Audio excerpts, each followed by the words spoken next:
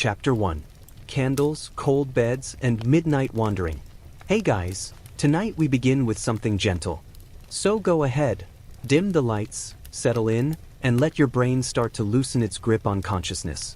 Maybe you've got a candle flickering somewhere, or maybe you just like the glow of your screen at 2 a.m. Either way, tonight we're floating back several centuries, to a time when people didn't really sleep the way we do now. Because medieval people had a relationship with sleep that can only be described as confused, occasionally filthy, and deeply superstitious. And if you think your own bedtime habits are questionable, well, wait until you meet the guy who slept with an open bucket of holy water beside his bed, just in case demons tried to sneak in through the keyhole. Yeah, that was a thing. Let's drift into the Middle Ages. Picture a dim stone chamber. The air's so cold it could cut butter. The bed looks like it was stuffed by someone with a personal vendetta against comfort, and there's an actual pile of straw on the floor called a pallet. That's not for livestock, that's for people. The only heating is a fire that smokes more than it burns, and the walls are sweating because insulation hasn't been invented yet. Welcome to medieval bedtime.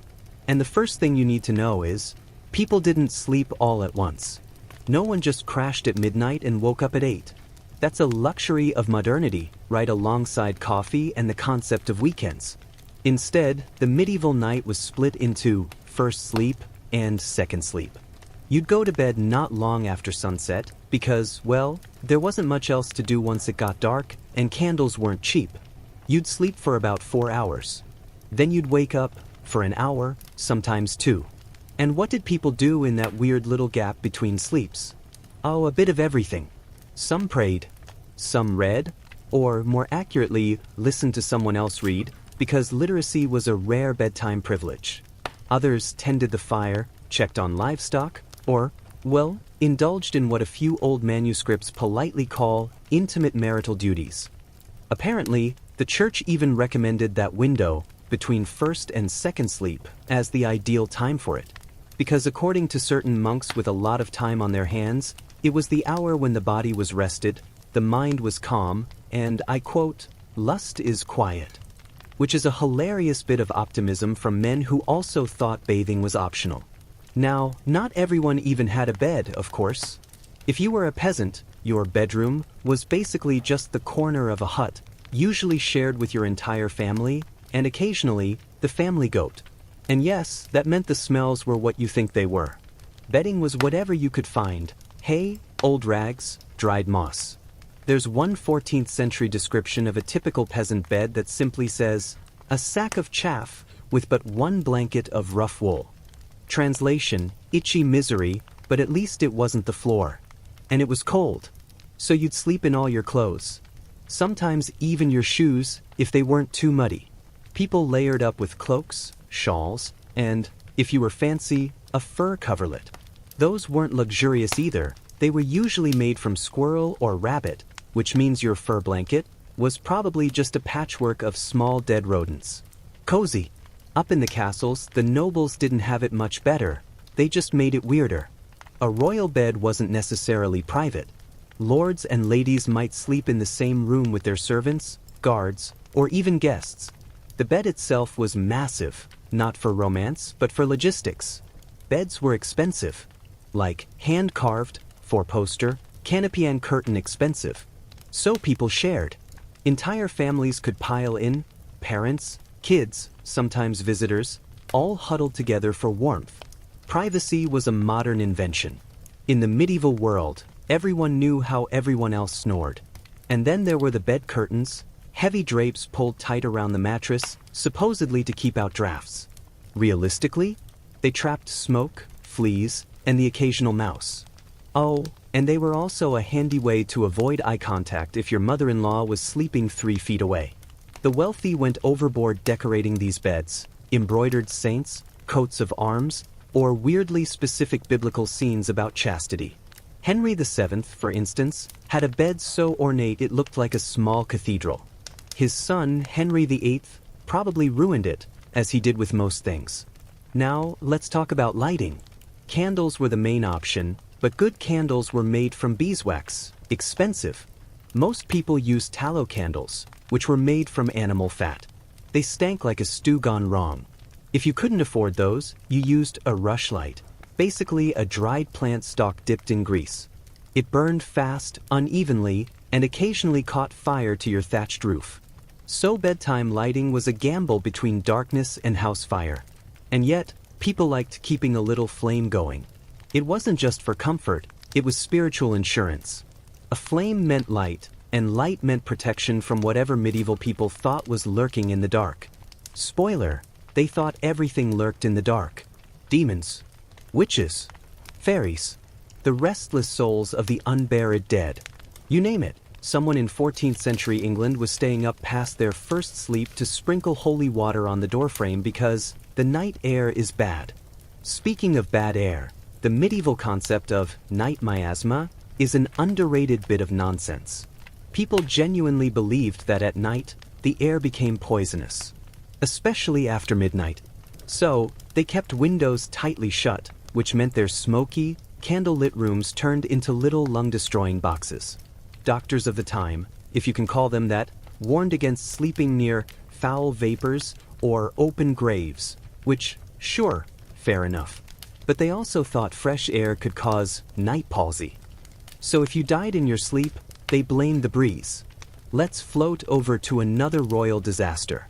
Charles VI of France, also known as Charles the Mad, had some of the strangest sleep habits recorded. He refused to let anyone touch him once he got into bed, convinced his bones were made of glass and might shatter if disturbed. Imagine being the servant tasked with tucking that man in. He also slept in complete darkness and silence, but demanded that guards stay outside his chamber at all hours.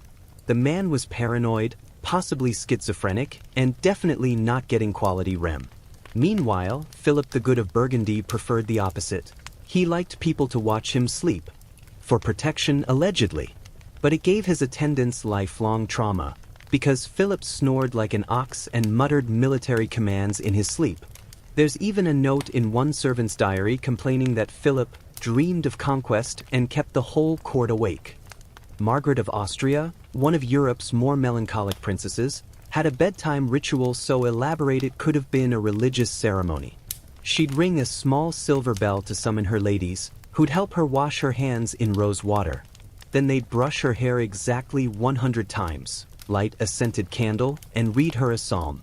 Finally, she'd whisper a prayer asking God to guard me from the devil, thieves, and the folly of love. Honestly, relatable. And for those in monasteries, sleep was a regimented chore. Monks slept in communal dormitories, fully dressed, and often on bare boards covered with a blanket. The idea was to avoid comfort, because comfort led to sin, apparently. They'd go to bed early, rise around midnight for prayers, then return for second sleep until dawn. The total night's rest was maybe 6 hours, which explains a lot about medieval theology, honestly. Sleep deprivation does strange things to a man. Now, one of the strangest beliefs floating around was the idea that dreams were divine messages. If you dreamed of a white horse, it meant victory. A black dog? If you dreamed of your teeth falling out, it wasn't anxiety, it was a warning that someone close to you would die. People even kept dream books, like the Somnial Danielis, which was basically a medieval dream dictionary. It advised that dreaming of fish meant profit and joy, but dreaming of onions meant tears and contention. Imagine waking up in 1320 and panicking because you saw an onion in your sleep.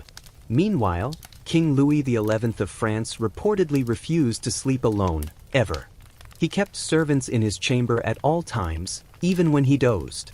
Sometimes he'd wake them up just to talk. And by talk, I mean whisper darkly about who might be plotting against him. He was the medieval equivalent of that one friend who texts you at 3 a.m. to say, "Hey, are you awake?"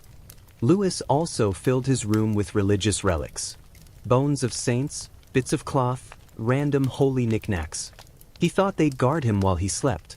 So he'd fall asleep surrounded by what was essentially a medieval gift shop. Peaceful, right? Then there was Frederick II of the Holy Roman Empire, a man so curious and slightly deranged that he once ordered an experiment on infants to find out what language they'd naturally speak if no one ever talked to them. Not surprisingly, the experiment ended tragically, And Frederick's bedtime conscience probably didn't rest easy. He also liked to sleep outdoors under the stars, claiming it helped him commune with nature. Which, to be fair, sounds nice until you remember 13th century Italy was full of mosquitoes and political assassins. In the countryside, people believed certain nights were cursed for sleeping. The night of St. John's Eve, for example, was thought to attract witches. So villagers would stay up all night guarding their homes, burning herbs, and making as much noise as possible, because apparently witches hate a good racket. Meanwhile, in cities, sleep was interrupted constantly by curfew bells, watchmen shouting the hour, and the occasional cat fight that sounded like the apocalypse. It wasn't peaceful. It was just quieter than daytime. So when you imagine a medieval person drifting off to sleep, remember, they weren't doing it for 8 uninterrupted hours on a memory foam mattress. They were shivering under rough wool, praying that demons stayed out, and planning to wake up halfway through to tend the fire, say a prayer, or check that no one stole the goat. It was messy, superstitious, and oddly human. But that's what makes it perfect bedtime material. Because in a strange way, their nights were just like ours, full of strange routines, anxious thoughts, and the eternal quest for just one good night's sleep.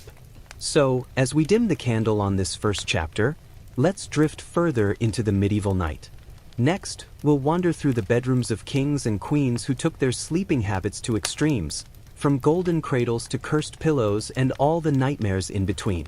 Chapter 2: Royal Beds and Cursed Dreams. Royalty, as it turns out, were not immune to bizarre sleep habits. In fact, they perfected them. If peasants worried about fleas and drafts, kings and queens had bigger anxieties, like assassins, ghosts, or that one cousin who wanted the throne and your pillow. So tonight, we'll quietly step through the royal bedchambers of medieval Europe, where comfort was rare, privacy non-existent, and superstition was the only bedtime story that mattered. Let's start with King Henry VIII, because of course we will. This man didn't just have a bed, he had bed politics. Henry's chambers were a statement of power. His bed was enormous, a wooden fortress carved with Tudor roses, lions, and enough gold leaf to blind a monk. The mattress was stuffed with down, which, given the hygiene standards of the day, probably smelled faintly of damp poultry. But here's the fun part: he never slept in it alone. Not because of romance, but because security. Each night, Henry's groom of the stool, yes, that was an actual job title, and a few favored guards would sleep nearby, on pallets in the same room. Sometimes his musicians, too, if he was feeling anxious. It wasn't so much a restful environment as a royal slumber party where no one wanted to be there. And Henry was a restless sleeper. Chronic leg pain, paranoia, and a diet made almost entirely of meat pies and wine. A recipe for night sweats and insomnia. He'd toss and turn, occasionally shouting orders in his sleep. One ambassador described him as troubled even in dreams by the weight of his crown. That's a poetic way of saying he snored like a charging boar and muttered about taxes. Then there's Louis XIV of France, the so-called Sun King. Louis turned going to bed into theatrical ritual. He didn't just retire for the night. He performed it. Each evening, courtiers gathered to witness the coucher du roi, the royal bedtime ceremony. It was basically a spectator sport in Versailles. Dozens of nobles stood quietly in the gilded bedchamber, bowing as the king undressed, said a prayer, and slipped into bed while musicians softly played. Only the most privileged were allowed to hand him his nightshirt or fluff his pillows. And yes, there was an official position called the officer of the bed. Louis, of course, loved this, because nothing says divine monarchy like being applauded for going to sleep. His bed was a monument in itself, 12 feet wide, draped in velvet and embroidered with golden suns. He slept surrounded by paintings of himself as Apollo, just in case he forgot who he was during the night. But despite all the pomp, Louis suffered from insomnia and a famously weak stomach. Court doctors prescribed him everything from lavender oil to crushed pearls, yes, pearls, for better sleep. He once drank liquid gold, believing it would strengthen his vital essence. Spoiler, it did not. He also insisted that his bed be placed in the geometric center of the palace, literally the axis of Versailles, because, symbolically, he was the sun around which everything revolved. Imagine explaining that to the servants trying to dust the place. Let's move north to Scotland, where the royal sleep experience came with extra paranoia. Mary, Queen of Scots, glamorous, unlucky, and perpetually surrounded by bad decisions, had one of the most tragic sleep environments imaginable. During her years in captivity, she was kept under constant surveillance. Guards watched her even as she slept. Her bedchamber was searched nightly for hidden letters or weapons. One record notes that her captors insisted her bed be placed away from the window, in case she leapt to liberty. Which, given her situation, wasn't an unreasonable concern. Mary was said to sleep very little, often pacing her room late into the night, writing melancholy poems by candlelight. Her servants reported her murmuring prayers or reciting psalms when she couldn't rest. She had nightmares, too, of drowning, of fire, and of betrayal. And when you look at her life, you can't really blame her. Meanwhile, in Spain, the royal family had their own brand of bedtime superstition.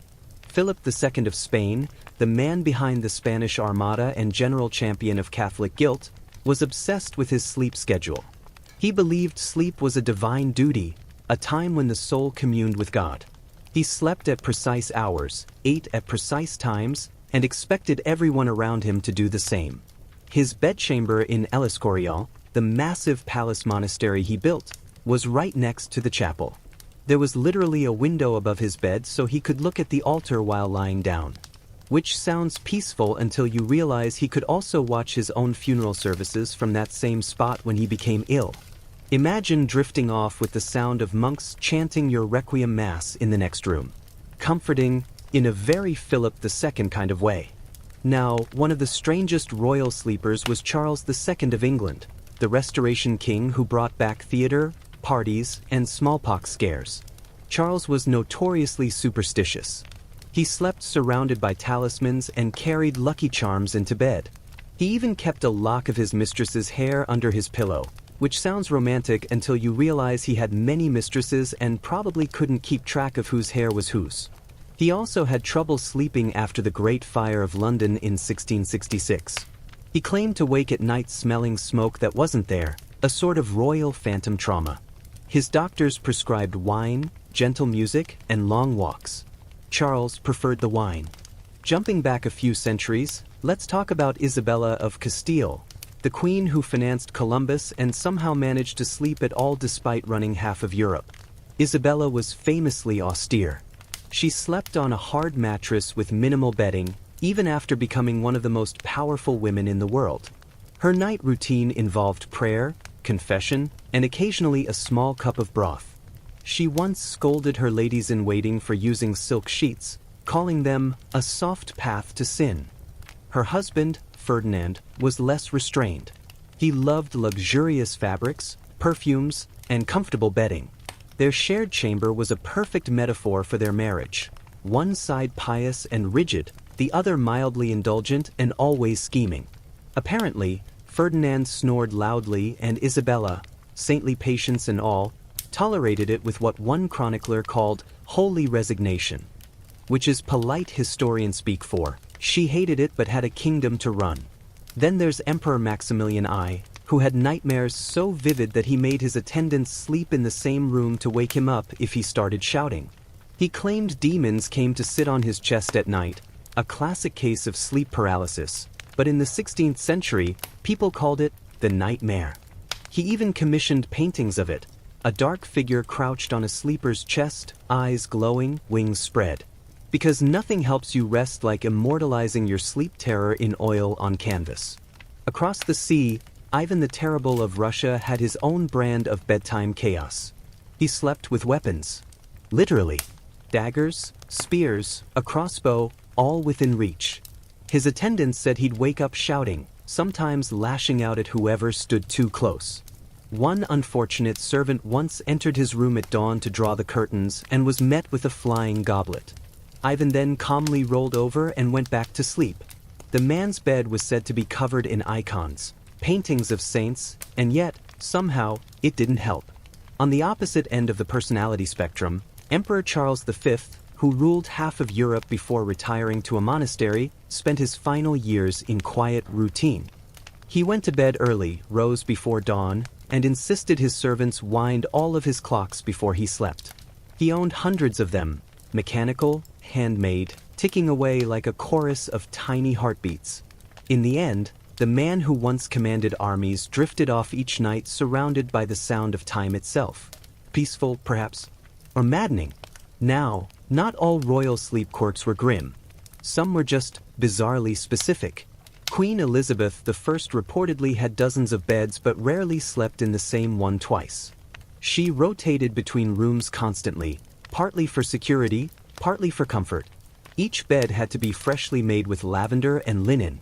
She even had her servants perfume the sheets, which in the 16th century meant sprinkling them with rose water or vinegar, depending on the season. She also preferred to sleep sitting slightly upright, with a mound of pillows behind her, to protect her elaborate hairstyles. Priorities. And yes, she had her maids sleep nearby, not for company, but because she didn't trust anyone else to guard her wigs. Some royals even had portable beds, collapsible wooden frames with velvet curtains, so they could nap anywhere. Charles V of France had one carried with him on campaign, complete with silk canopy and mattress. Because even during war, a king deserved proper lumbar support. Medieval chroniclers treated these beds like sacred relics.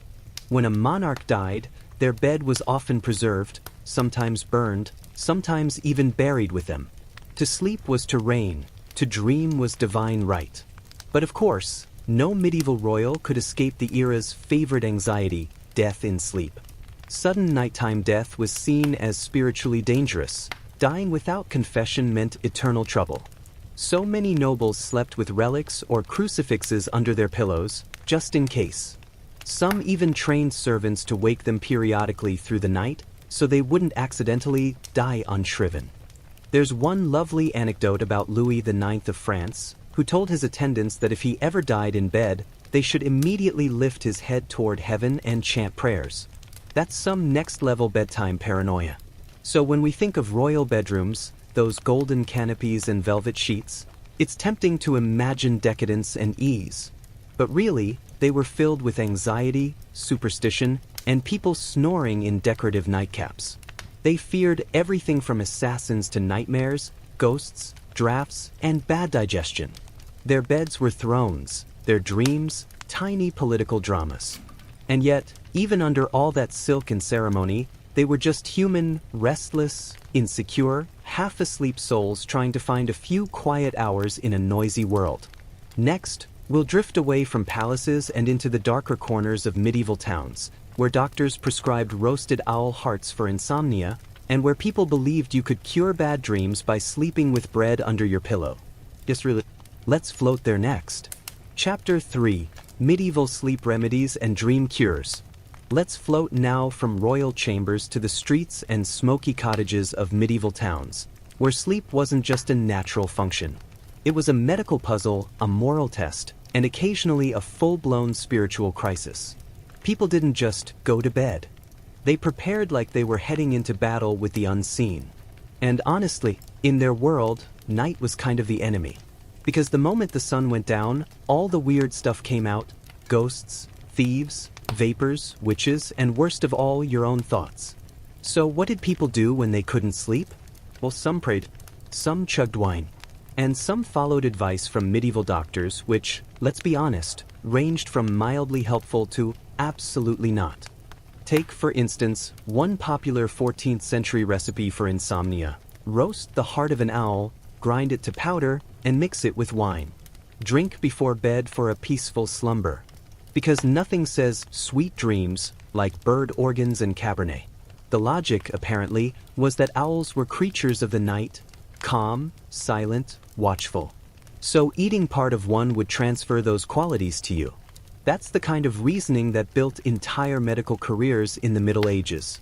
If you were vegetarian, or just out of owls, another cure involved rubbing your temples with fat of a dormouse. Slightly more ethical, still terrible. The real foundation of medieval sleep medicine was a set of ideas inherited from ancient Greece. The four humors: blood, phlegm, yellow bile, and black bile. According to learned men who mostly guessed for a living, your sleep depended on keeping those fluids balanced. Too much blood made you restless. Too much phlegm made you sluggish. Too much black bile? Melancholy dreams and a tendency to stare at the wall. Doctors loved prescribing opposites. Couldn't sleep? Must be too hot and dry. So they'd tell you to eat cold, moist foods, like lettuce, milk, or fish. If you were too sleepy, you were cold and wet, and needed spices or wine. Basically, you were a walking soup recipe. Monastic infirmaries kept long lists of herbal remedies for sleeplessness. Most were harmless: lavender, chamomile, poppy, valerian root. Others got creative.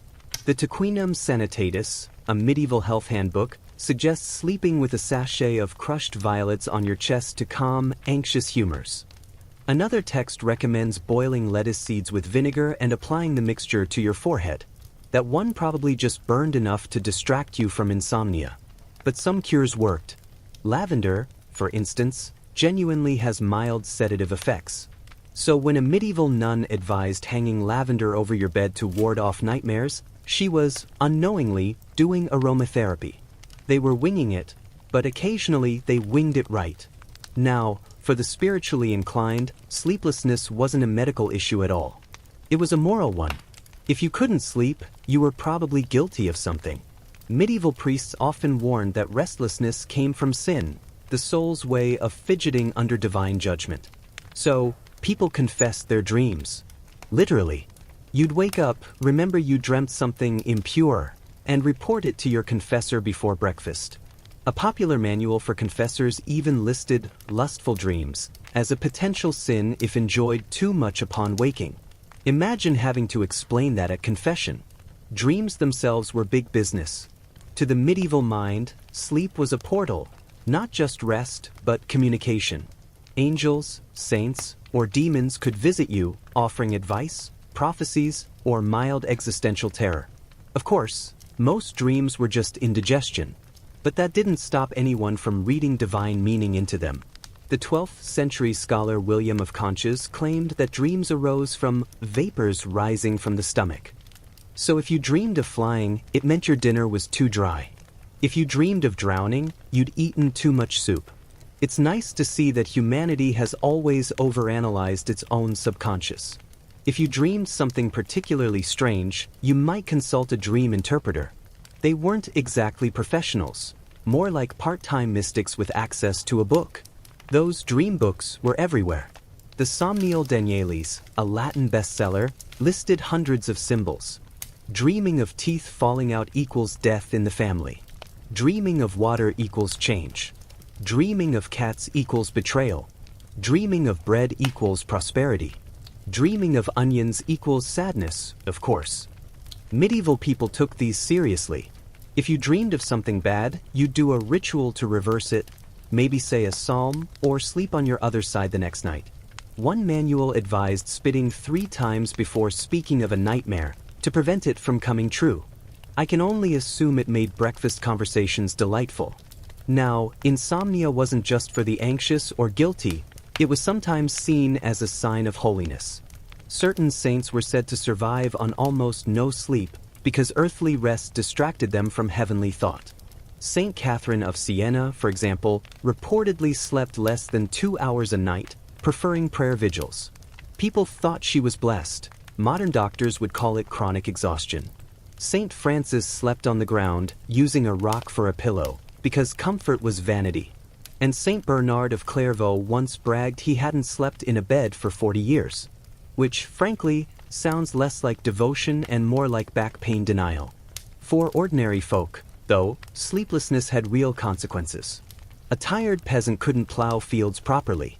A merchant might miscount coins. So they turned to simpler solutions. One common folk cure was bread under the pillow. You'd place a small loaf or crust beneath your head to absorb bad dreams. Bread symbolized the body of Christ, so, basically, you were sleeping on holy carbs. Others preferred iron objects, like a knife or key, placed near the bed to ward off spirits. You could also scatter salt across the floor so demons had to stop and count the grains. A loophole straight out of supernatural bureaucracy. Medieval doctors also loved prescribing baths, but only in moderation. Too much bathing was suspicious. Too little and you smelled like penance. A 15th century Italian medical text recommends a warm bath before bed to soothe the spirits, followed by a glass of wine mixed with honey and herbs. Not terrible advice. Then again, the same text also warns that sleeping with one's mouth open invites the entrance of evil vapors. So there's that. In monasteries, sleep was a spiritual discipline. Monks followed strict schedules. Up at midnight for matins, back to bed, then up again at dawn. Sleep deprivation was considered a virtue, a test of devotion. They even had rules about posture. The rule of Saint Benedict advised monks to sleep clothed and girded, so they'd be ready to rise instantly for prayer. Comfort was the enemy of the soul, which probably explains why half of them saw angels by the age of 30. Among the wealthy, sleep potions became fashionable. These were mixtures of herbs boiled in wine or milk, sweetened with honey, and occasionally spiked with opium or henbane. One 14th century recipe reads, "Take lettuce, poppy seed, and mandrake, grind together, mix with goat's milk, and drink before retiring." Yes, mandrake, the plant that supposedly screamed when pulled from the earth. Perfect for bedtime. In small doses, it was sedative. In large doses, well, let's just say you'd sleep permanently. But people kept taking it, because who needs consistency when you've got folklore? The line between medicine and magic was blurry. A village cunning woman might bless a pillow, hang herbs over a doorway, or draw a cross on someone's forehead while muttering Latin words that weren't really Latin. Sometimes she'd sew a charm into a pillowcase, usually a mix of rosemary, feathers, and verses from the Psalms. There are records of amulets shaped like tiny beds, carried as good luck tokens for peaceful sleep. People really wanted rest, not just of the body, but of the soul. Bad dreams were treated as invasions. If you had recurring nightmares, it meant a demon had found your address. The remedy? Salt under the bed, a prayer to Saint Michael, and maybe a sprinkle of holy water for good measure. But there was also a more practical explanation floating around. Nightmare as a creature, the Mara, a spirit that sat on your chest and suffocated you while you slept. The word survives in our language, but back then, it was literal. People woke from sleep paralysis convinced a ghostly woman had been sitting on them. And you know what? Without modern science, that's a pretty decent guess. Dreams of the dead were particularly feared. If a deceased relative appeared in your dream, it meant they were trapped in purgatory and needed prayers. You'd have to visit a priest and pay for masses to help them move on, which, conveniently, kept the church economy booming. Sleep, it turns out, was monetized centuries before streaming subscriptions. Among medieval physicians, the most famous authority on sleep was Avicenna, the Persian scholar whose canon of medicine dominated Europe for centuries. He described sleep as a cooling of the inner heat and insisted that people should never sleep on a full stomach. Sound advice, even today. He also warned against sleeping on one's left side, claiming it caused bad digestion and unpleasant dreams. That one stuck around for ages. People still quoted it in the Renaissance. So if you've ever rolled over to your right side at night and felt vaguely righteous about it, you can thank Avicenna. And then there were the superstitions about timing. Medieval people thought certain hours were safer than others. Sleeping during twilight? Dangerous. Spirits were still active. Sleeping at noon? Slothful, a sin. Sleeping too long? Prideful. Sleeping too little? Tempting madness. Basically, you couldn't win. Yet, through all the strange advice and rituals, one thing stayed constant. Everyone wanted the same thing we do now: peace, quiet, and maybe a dream that didn't involve existential dread. They just had fewer pillows and more demons to worry about. So next time you can't fall asleep and reach for melatonin or a podcast, take comfort. It could be worse. You could be grinding owl hearts by candlelight. Next, let's wander into the nighttime itself, outside the bedroom walls, to see what the medieval world looked and sounded like after dark. The watchmen, the taverns, the thieves, and the lonely figures who never slept at all. Let's drift there next. Chapter 4. The monastic insomniacs and the cult of sleeplessness. Let's drift away from the castles and drafty cottages now and glide quietly toward another corner of the medieval world, the monasteries. You might think monks, with their chanting, gardening, and vow-taking, had the most peaceful sleep of all. But no, medieval monks were basically the original sleep deprivation influencers.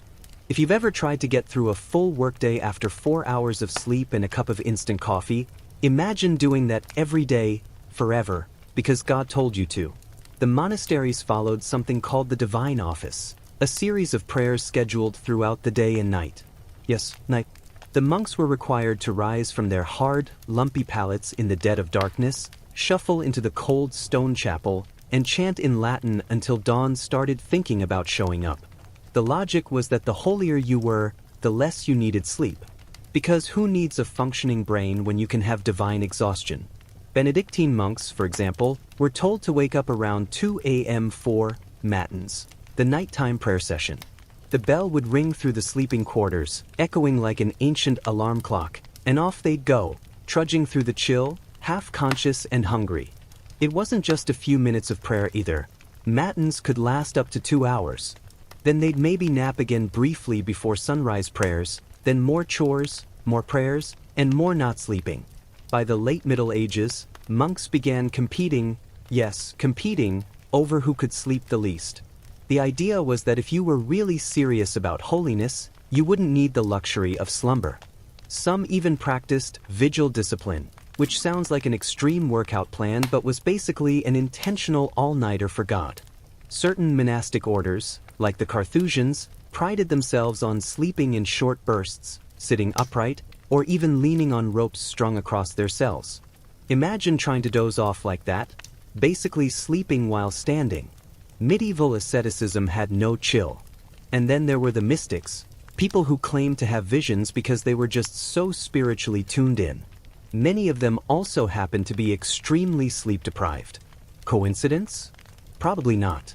Hildegard of Bingen, the 12th century abbess and visionary, described having elaborate divine revelations and colorful lights filling her mind.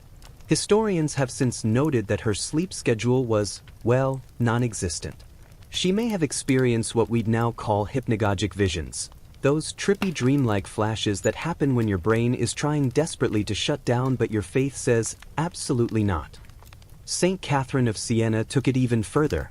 She reportedly slept only about 1 hour a night, sustained mostly by prayer, communion wafers, and sheer willpower. She believed that denying herself rest was a way to suffer alongside Christ, which is a poetic thought until you realize she was essentially pulling perpetual all-nighters for decades. At some point, holiness and hallucination probably started blending. Monks also saw dreams differently from ordinary people. For them, dreams could be either divine messages or demonic temptations, which made bedtime stressful in a whole new way. If you dreamed about heaven, great, divine confirmation. But if you dreamed about, say, your neighbor's sheep or last night's dinner, that might be Satan trying to corrupt your soul. So even when they did manage to fall asleep, it came with a side of spiritual paranoia. Of course, the daily routine didn't help. Candlelight was expensive, so most monasteries were dim or dark after sunset. The cells were cold, bare, and sometimes damp. Mattresses were stuffed with straw or rushes, which got moldy quickly. The result? A constant blend of fatigue and discomfort that monks described as purifying. Because nothing says purity like chronic sleep deprivation and lower back pain. Let's not forget the anchorites, those ultra-reclusive religious types who sealed themselves into tiny rooms, often attached to churches, to pray for the rest of their lives. Sleep in those conditions was sporadic at best. Some anchorites even deliberately kept their sleeping spots uncomfortable to avoid temptations of the flesh, which apparently included getting a good night's rest. A few had assistants whose job was literally to wake them up if they slept too long. That's one way to ensure you never get invited to a medieval slumber party. And yet, not all monks were perfectly obedient to these sleepless ideals. Medieval chronicles are filled with little side notes from abbots complaining that their brethren were dozing in the choir or snoring during matins. Because even in the Middle Ages, humans were still humans.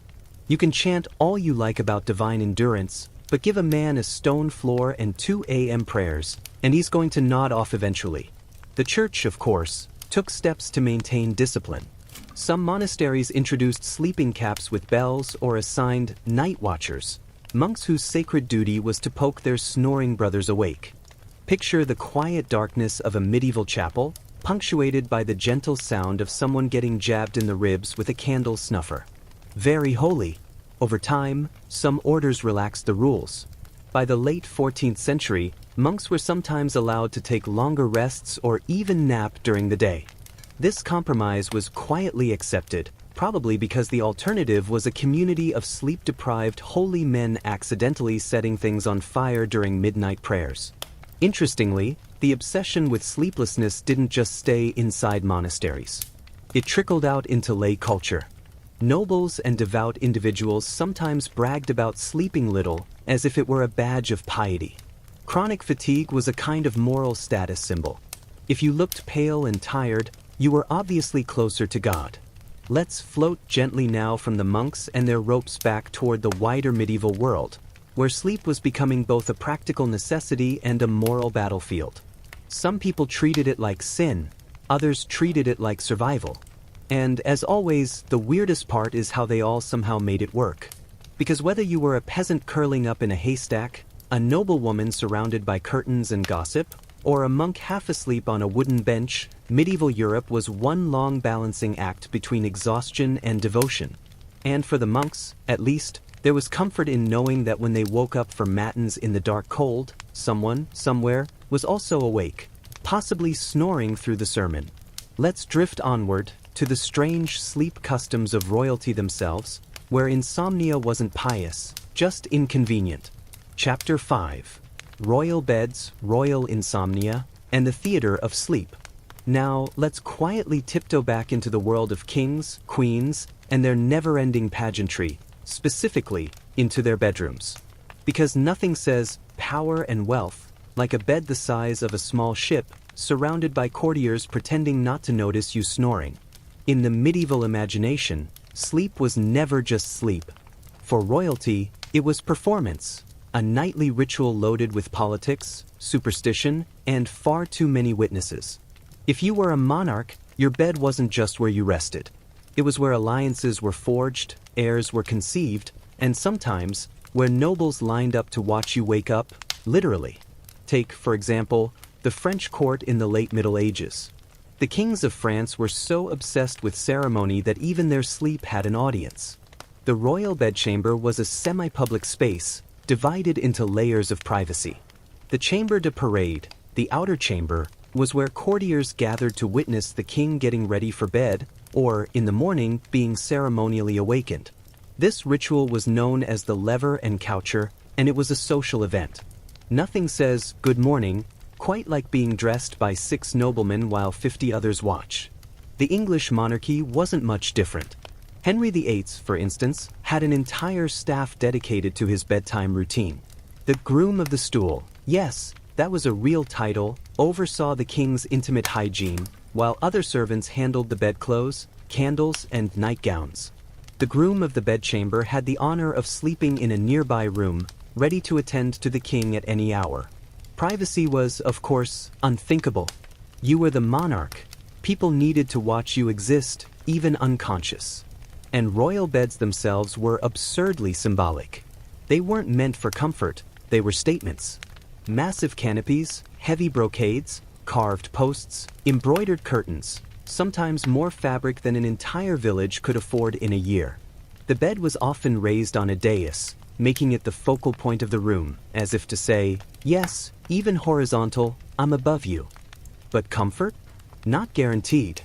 Medieval mattresses were often stuffed with feathers or wool, but even the finest materials couldn't make up for the sheer stuffiness of those chambers. With tapestries, velvet curtains, and layers of bedding, air circulation was an afterthought. In winter, they were freezing. In summer, sweltering. The scent? A delicate mix of beeswax, perfume, and unwashed humanity. Then there was the problem of insomnia, the royal curse. Monarchs didn't just lie awake worrying about taxes or wars. They were convinced that nighttime made them vulnerable to dark forces. Sleep was, after all, when the soul was said to wander. So kings and queens often surrounded themselves with charms, relics, or even live guards to keep evil spirits and assassins away. King Charles VI of France, known later as Charles the Mad, was so tormented by delusions that he refused to sleep in the same bed twice. He believed his body was made of glass, yes, actual glass, and feared he'd shatter if he lay down too heavily. His attendants would have to wrap him in blankets and gently ease him into bed, like some sort of royal Faberge egg. Needless to say, restful sleep was not on his itinerary. Then we have Elizabeth I of England, whose insomnia was legendary. She reportedly worked late into the night, dictating letters and pacing her chamber. Servants claimed she rarely slept more than a few hours, often taking brief naps instead.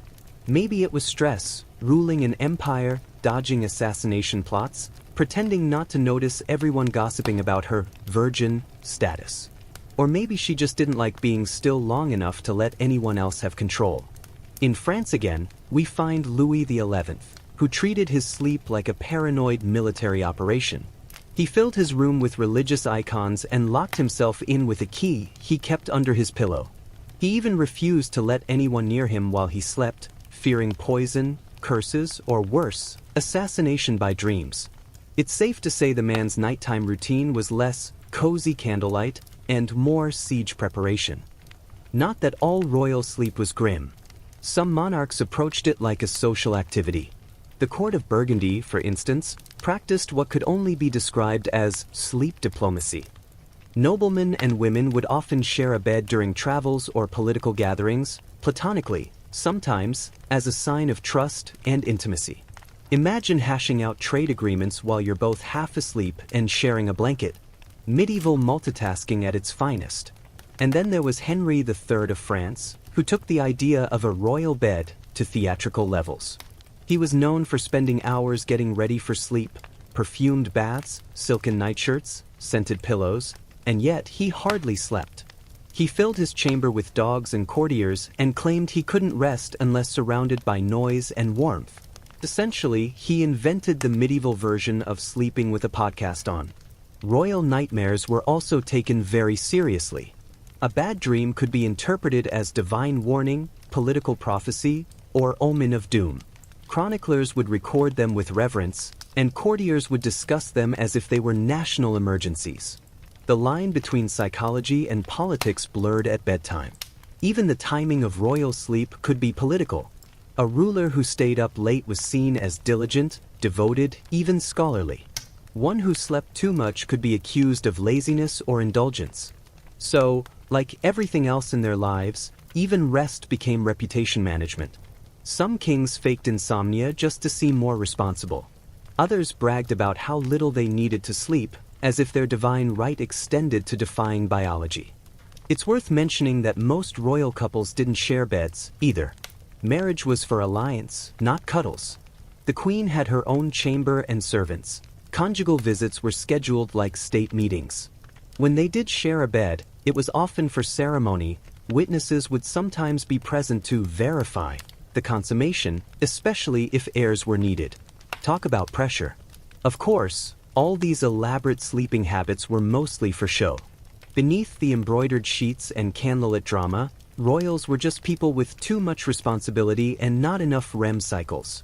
They worried, they fidgeted, they tossed and turned.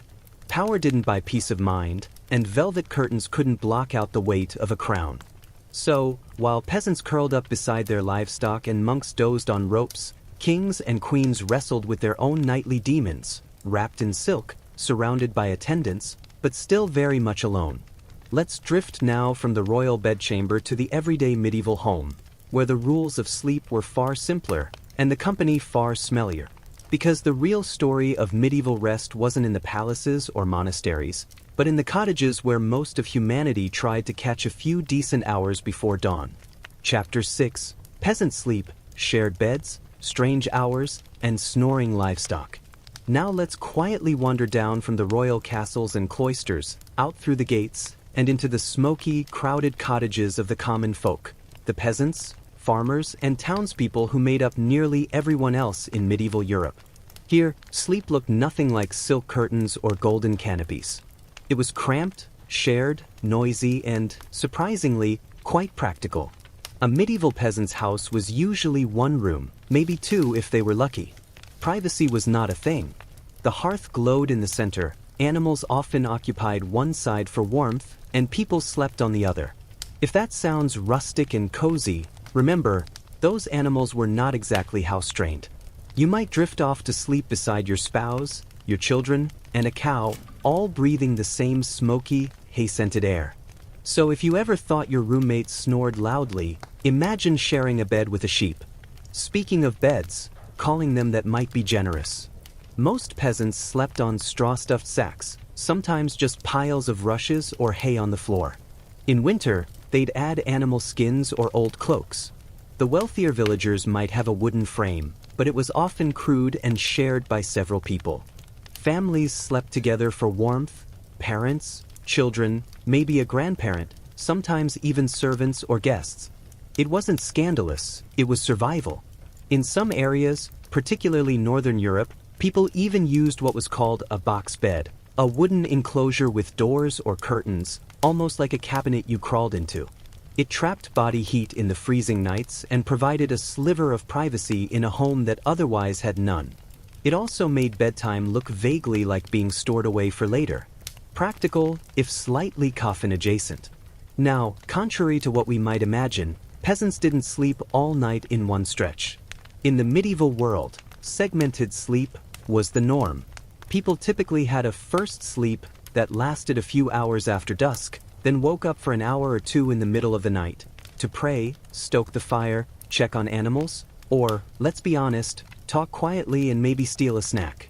Then came the second sleep until dawn. It was so normal that medieval writers mentioned it casually, like everyone knew what first sleep meant. The wakeful period between those sleeps was called the watch. People might use it to think, meditate, or even visit neighbors. Imagine walking across a frosty village at 1 a.m. with a candle, knocking on a friend's door for a chat.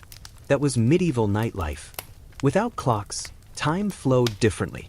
Night wasn't a single stretch of darkness to be endured. It was a rhythm, part rest, part wakefulness, and part mild insomnia. This segmented sleep pattern also fit perfectly with how peasants worked. Their lives followed daylight. They rose before dawn, worked until sunset, and used every spare hour for survival tasks, mending tools, cooking, fetching water. The middle of the night break let them divide labor and rest naturally. It wasn't until the Industrial Revolution, with its strict factory schedules and glowing street lamps, that humans were bullied into thinking sleep should be one unbroken block. Peasant houses were also full of superstition about sleep. The night was a time when spirits wandered, and your dreams could reveal omens or visitations. People often slept with protective charms nearby, sprigs of herbs like rosemary or rue, iron nails under the bed, or even a small religious token. Doors were barred not just against thieves, but against witches. Sleeping beside a fire or candle was avoided, both for fear of demons and, more practically, because hay burns. Dream interpretation was a favorite nighttime pastime. Peasants might believe a dream of teeth falling out meant death, or that dreaming of bread meant good fortune. The church, of course, tried to discourage these folk beliefs, warning that dreams were either meaningless or the devil's trick. But when your entire life depended on the weather and luck, people were willing to take advice from anywhere, even from their subconscious. Let's not forget hygiene, or rather, the lack thereof. Most people didn't change bedding often. Straw mattresses got replaced once or twice a year, if that. The result was a thriving ecosystem of fleas and lice. Chronic itching was simply part of the bedtime routine. Some peasants even kept small candles burning to spot crawling insects, though this occasionally ended with an exciting, fiery disaster. The medieval bed was quite literally alive. Still, there was a kind of practicality in how they handled it. Bedding was shared, repaired, patched, and handed down. Sleepwear wasn't really a thing for the lower classes. People just slept in their undergarments or whatever they wore during the day. Washing up before bed was rare, maybe a quick rinse if there was spare water. It wasn't laziness, it was conservation. Clean water was a luxury reserved for drinking or cooking. Interestingly, the medieval idea of comfort wasn't what ours is. To them, sleeping warm, dry, and alive till morning was plenty luxurious. And despite the fleas and the smoke, many peasants probably slept better than the nobility. No nightly rituals, no courtiers to impress, just bone-deep exhaustion from working fields all day. When your body's that tired, even a pile of straw feels like paradise. Children, by the way, were often used as living hot water bottles. The youngest were tucked between adults to keep warm. If you woke up sweaty and squished between two family members and a goat, that was just a normal Tuesday night in the 13th century. The bedtime schedule also followed the seasons. In winter, people went to bed earlier, sometimes right after dark, and slept longer, since there was little work to do outside.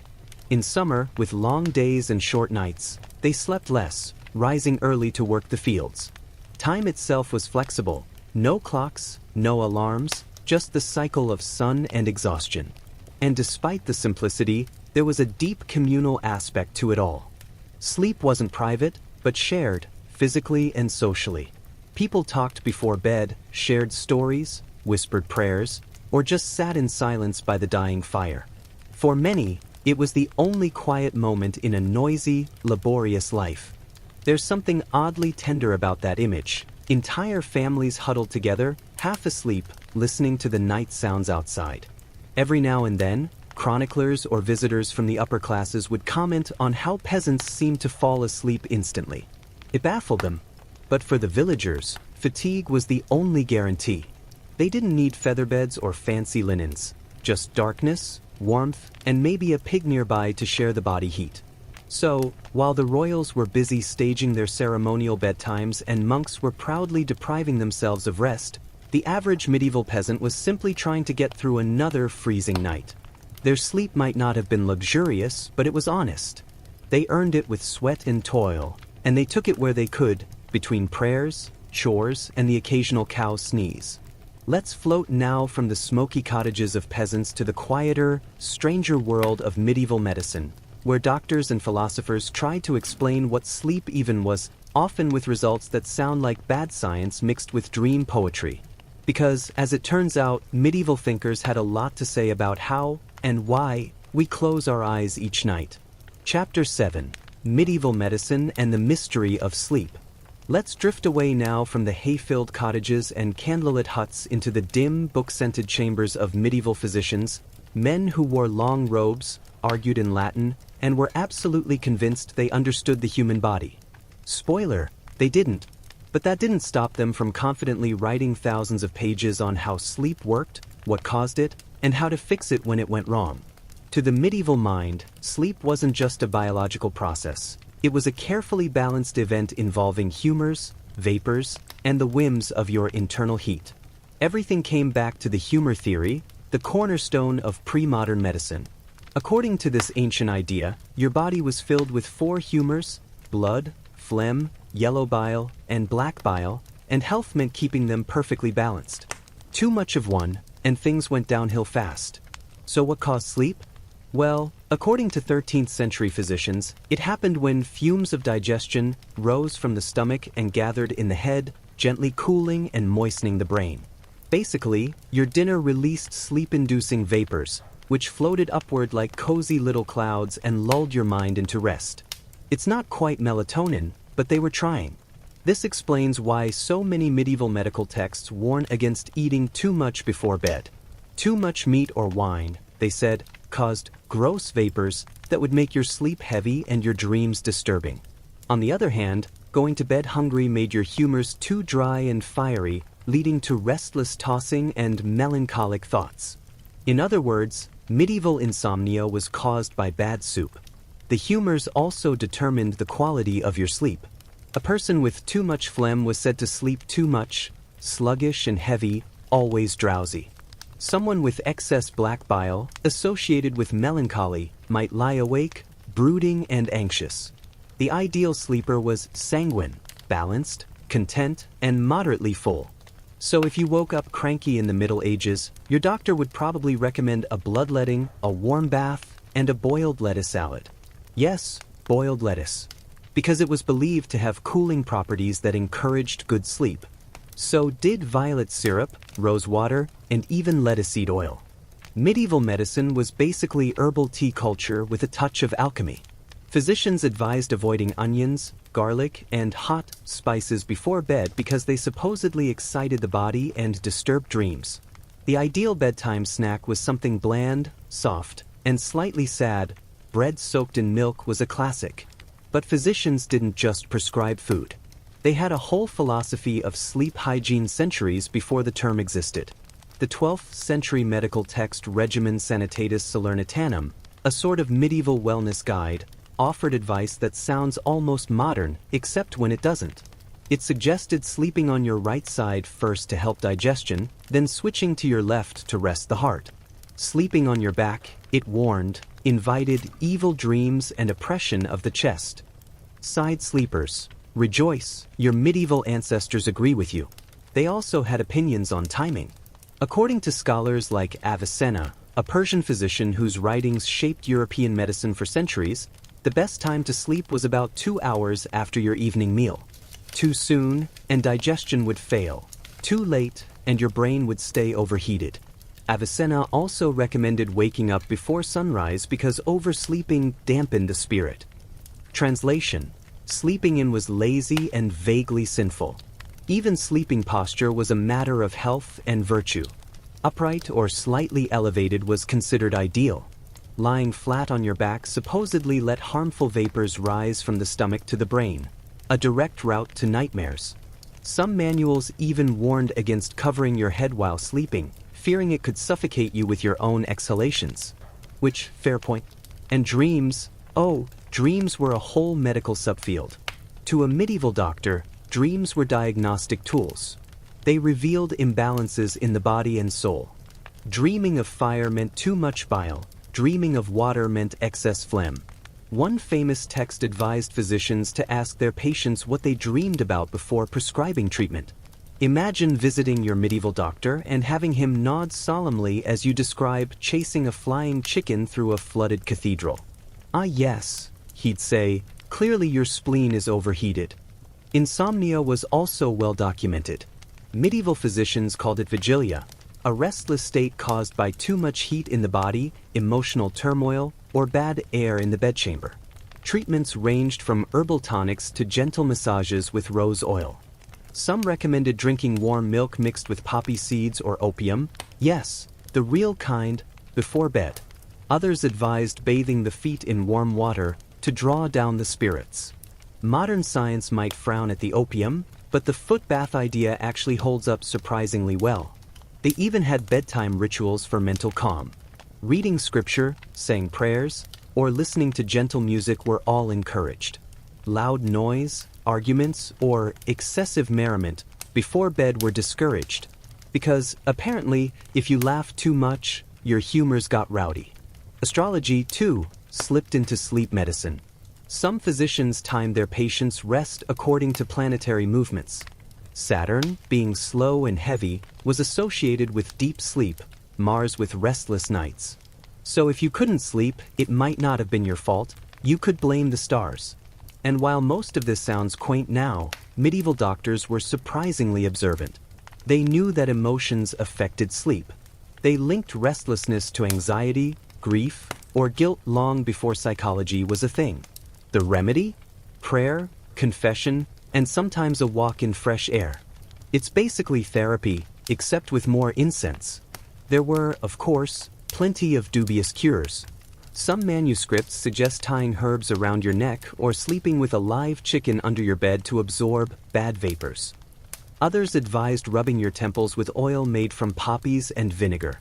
One text even suggests sleeping with your mouth covered in silk soaked with honey to prevent unwholesome air from entering, which sounds sticky but committed. For the wealthy, sleep medicine could be almost luxurious. Physicians would prepare custom sleeping drafts, mixtures of milk, honey, and calming herbs like valerian or lavender. Some royal courts had official sleep attendants, whose job was to ensure the chamber temperature, lighting, and scents were just right. Think of it as medieval aromatherapy meets sleep concierge. And then there was the matter of bad dreams. Medieval people genuinely feared them, believing that evil spirits could attack during sleep. So doctors often worked hand in hand with priests. If medicine failed, exorcisms were sometimes prescribed. Because when in doubt, sprinkle holy water. Still, for all their strangeness, these early physicians weren't completely wrong. They recognized that sleep restored strength, improved mood, and aided healing. They just didn't know why. Their theories about vapors and humors might sound absurd now, but they were early attempts to explain what we still find mysterious, that strange surrender we make every night when the world goes dark and our minds drift elsewhere. Let's float onward now, from the physicians' candlelit studies to the more superstitious corners of medieval folklore, where sleep wasn't a biological need or divine gift, but a dangerous frontier between the living and the otherworldly. Because, for all their prayers and potions, medieval people still suspected that something else was waiting in the dark. Chapter 8: Night Terrors, Sleep Demons, and the Folklore of the Dark. Now that we've wandered through the medieval physician's study, full of humors, poppy seed tonics, and mild confusion, let's quietly step into the dim, smoky world of medieval folklore. Here, sleep wasn't just a health matter. It was a risk. A nightly crossing into realms where things unseen might press upon your chest, whisper in your ear, or borrow your breath for a while. For ordinary people, especially the ones without physicians and linen sheets, the night was not a time of peace. It was alive. You could feel it in the creaking of rafters, the sigh of the wind through shutters, the low muttering of animals. To sleep meant to make yourself vulnerable. And in an age before nightlights, before explanations, strange sensations had to come from something or someone. Let's start with one of the most famous nighttime visitors, the mare. This is where the word nightmare actually comes from, not a bad dream, but a malevolent being. The mare was said to creep into bedrooms at night, sit on the sleeper's chest, and suffocate them slowly. Victims described waking in the dark, unable to move or speak, their hearts hammering, feeling an invisible weight pressing them down. Today, we'd call it sleep paralysis. Back then, it was a demon with excellent balance. Every region had its own version of the mare. In Old Norse folklore, she was called Mara, a spirit that could slip through keyholes or ride horses in their stalls, leaving them exhausted and sweaty by morning. In Germanic regions, she became the Nachtmar. In Slavic tales, a witch or restless spirit might fill the same role. The details changed, but the experience was the same. The helplessness, the terror, the belief that something dark and sentient had entered your room. To protect themselves, people tried all kinds of tricks. They'd place iron objects near the bed, scissors, nails, knives, because iron was thought to repel spirits. Shoes were turned upside down under the bed to confuse demons. Apparently, supernatural beings weren't great with puzzles. Some households sprinkled salt on the windowsill or recited specific prayers before sleep, a sort of medieval "do not disturb" sign for the otherworld. And of course, cats. Cats were thought to sense spirits and keep them at bay, which might explain why so many medieval paintings show people sleeping with cats curled at their feet, and why cats were also accused of being in league with witches. Medieval logic, inconsistent, but charmingly so. Speaking of witches, they too were blamed for sleep disturbances. If you woke up exhausted, bruised, or confused, it might not have been a bad dream, you might have been hag-ridden. The idea was that a witch's spirit could leave her body at night and torment sleepers. Victims of these nocturnal attacks reported waking up paralyzed, unable to breathe, sometimes seeing a shadowy figure sitting atop them. Again, sleep paralysis. But in a world where witches were believed to ride broomsticks and curse crops, this felt entirely plausible. For extra security, people hung protective charms over their beds. Crosses, amulets, even herbs like St. John's wort were thought to repel evil presences. In rural France, it was common to keep a bowl of water near the bedside to trap wandering spirits. In England, people sometimes slept with a Bible under their pillow, which, given how heavy medieval Bibles were, was a bold commitment to faith. There was also a curious belief that dreams themselves could be dangerous. A wandering soul or demon might enter a person through their dreams, twisting their thoughts or stealing their vitality. The church, predictably, wasn't thrilled about this. Clerics warned that excessive or unwholesome dreaming could be a sign of moral weakness, a mind too easily tempted in sleep. The safest dreams, they said, were of saints or scripture. Anything else required confession. In monasteries, where sleep schedules were strict and spiritual discipline was everything, dreams were treated very seriously. If a monk dreamed of food, it might be gluttony. If he dreamed of women, it was sin. If he dreamed of battle, it was pride. The poor man couldn't win. One medieval manual even suggested sleeping upright or on one side to discourage sinful imaginings. Because, yes, apparently posture could affect purity. But not all night visions were bad. Some were seen as divine. Saints often reported vivid dreams or nighttime visitations from angels. These were treated as messages from God, the holy kind of sleep encounter. Ordinary people, too, might dream of deceased loved ones or spirits offering warnings. If a villager dreamed of a neighbor asking for prayers, it was taken seriously. The dead, after all, were thought to wander until their souls were satisfied. Sleep was the bridge that allowed them to visit. Dream interpretation was almost an industry of its own. Books like the Somnial Danieli's, a medieval dream dictionary, offered guidance for decoding your nightly adventures. Dream of flying? Prosperity. Dream of falling? Trouble. Dream of eating fish? Divine favor. Dream of mud? Sin. It was essentially the medieval version of Googling your dream, except with more Latin and less accuracy. There were even charms to control what kind of dreams you had. One English charm from the 15th century instructs you to write a verse from the Psalms on parchment and tie it around your neck before bed to ward off bad dreams. Others recommended tucking blessed herbs beneath your pillow. Lavender, rue, and mugwort were all popular. If nothing else, at least the bed probably smelled nice. And then there were the tales of sleepwalking, or as it was known, noctambulism. Medieval people believed sleepwalkers were possessed or bewitched. Some said their souls were temporarily gone, wandering the night while their bodies followed. Others thought they were under the influence of moonlight, which had mysterious powers over sleep. Physicians tried to explain it, of course, but when someone started walking across rooftops in their nightshirt at midnight, the humors are imbalanced, didn't quite cut it. Of course, not all night fears were supernatural. For peasants and townsfolk alike, nighttime was simply dangerous. Thieves, fires, wild animals, even rats, all made sleep uneasy. Homes were dark, crowded, and flammable. The idea of leaving a candle burning all night was both comforting and terrifying.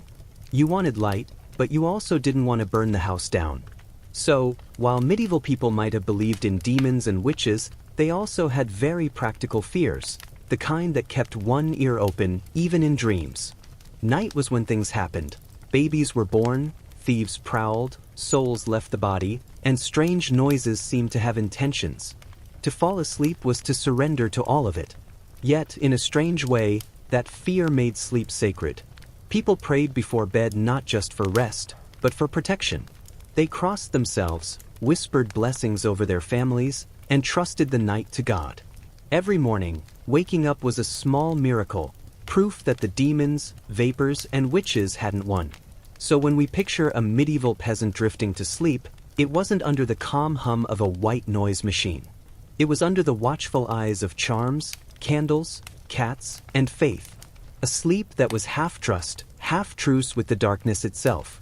Let's quietly move now to another nocturnal realm, not of demons or dreams, but of discipline.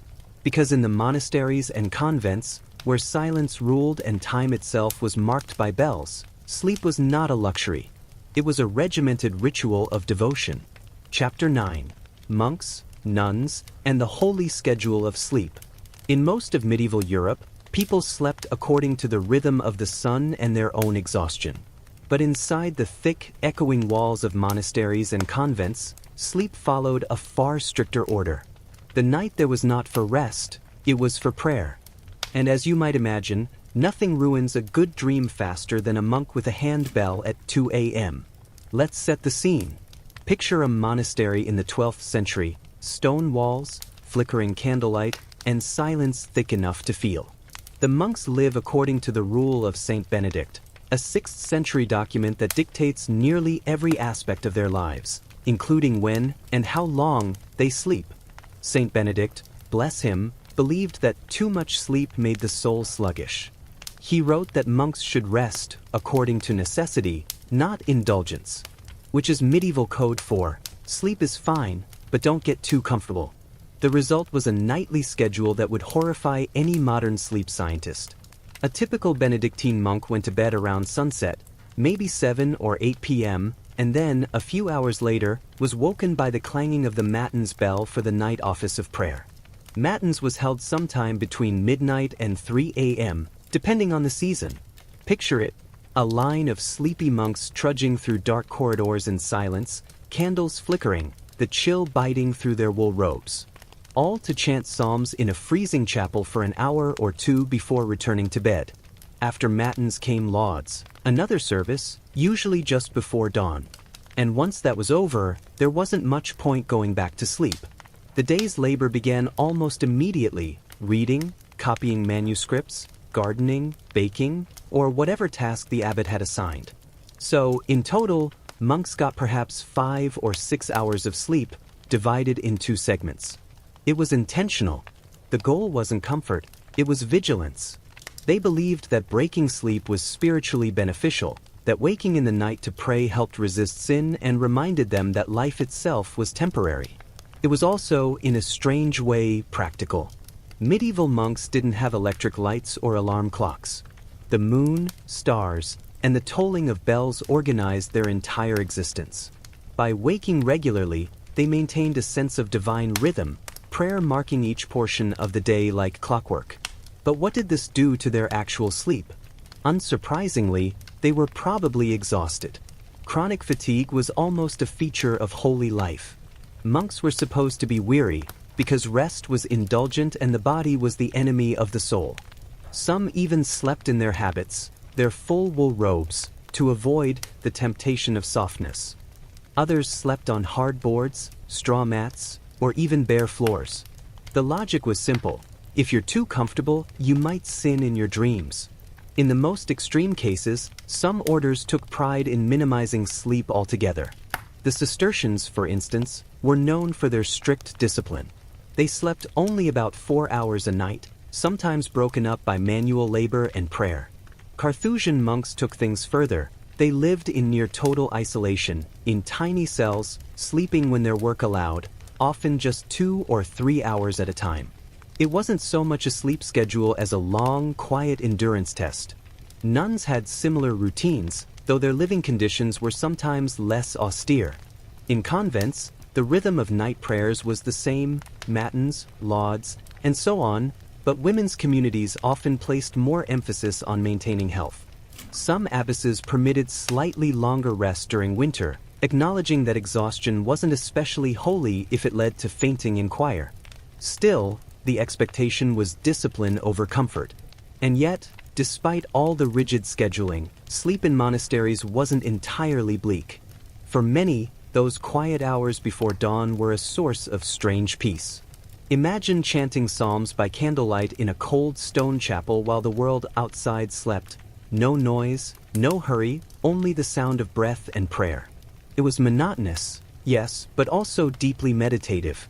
The monotony was the point. The rhythm of waking and resting, praying and sleeping, was meant to dull the edges of earthly desire and draw the mind toward the eternal. Monastic sleep also intersected with the medieval idea of the 2 sleeps, the segmented pattern most people followed. Monks would nap lightly after matins, waking again for lauds at dawn, fitting neatly into that natural rhythm. But while peasants might use their first waking to chat or visit the neighbors, monks filled theirs with prayer and silence. It was, in a sense, the spiritual version of insomnia. You woke in the middle of the night not because you couldn't sleep, but because God expected it. Over time, some monasteries began to adjust their schedules. By the late Middle Ages, a few allowed matins to start later, perhaps 4 a.m. instead of 2, in recognition that half the monks were nodding off in the stalls. But the ideal of wakefulness remained. Sleep was necessary, yes, but never celebrated. Even the architecture reflected this tension. The dormitory, or dorter, was often a long communal hall lined with narrow beds or straw pallets. Windows were small and unglazed. The air was cold. Silence was absolute. Monks slept side by side, fully clothed, sometimes with only a thin curtain separating them. Privacy was a luxury not afforded to the devout.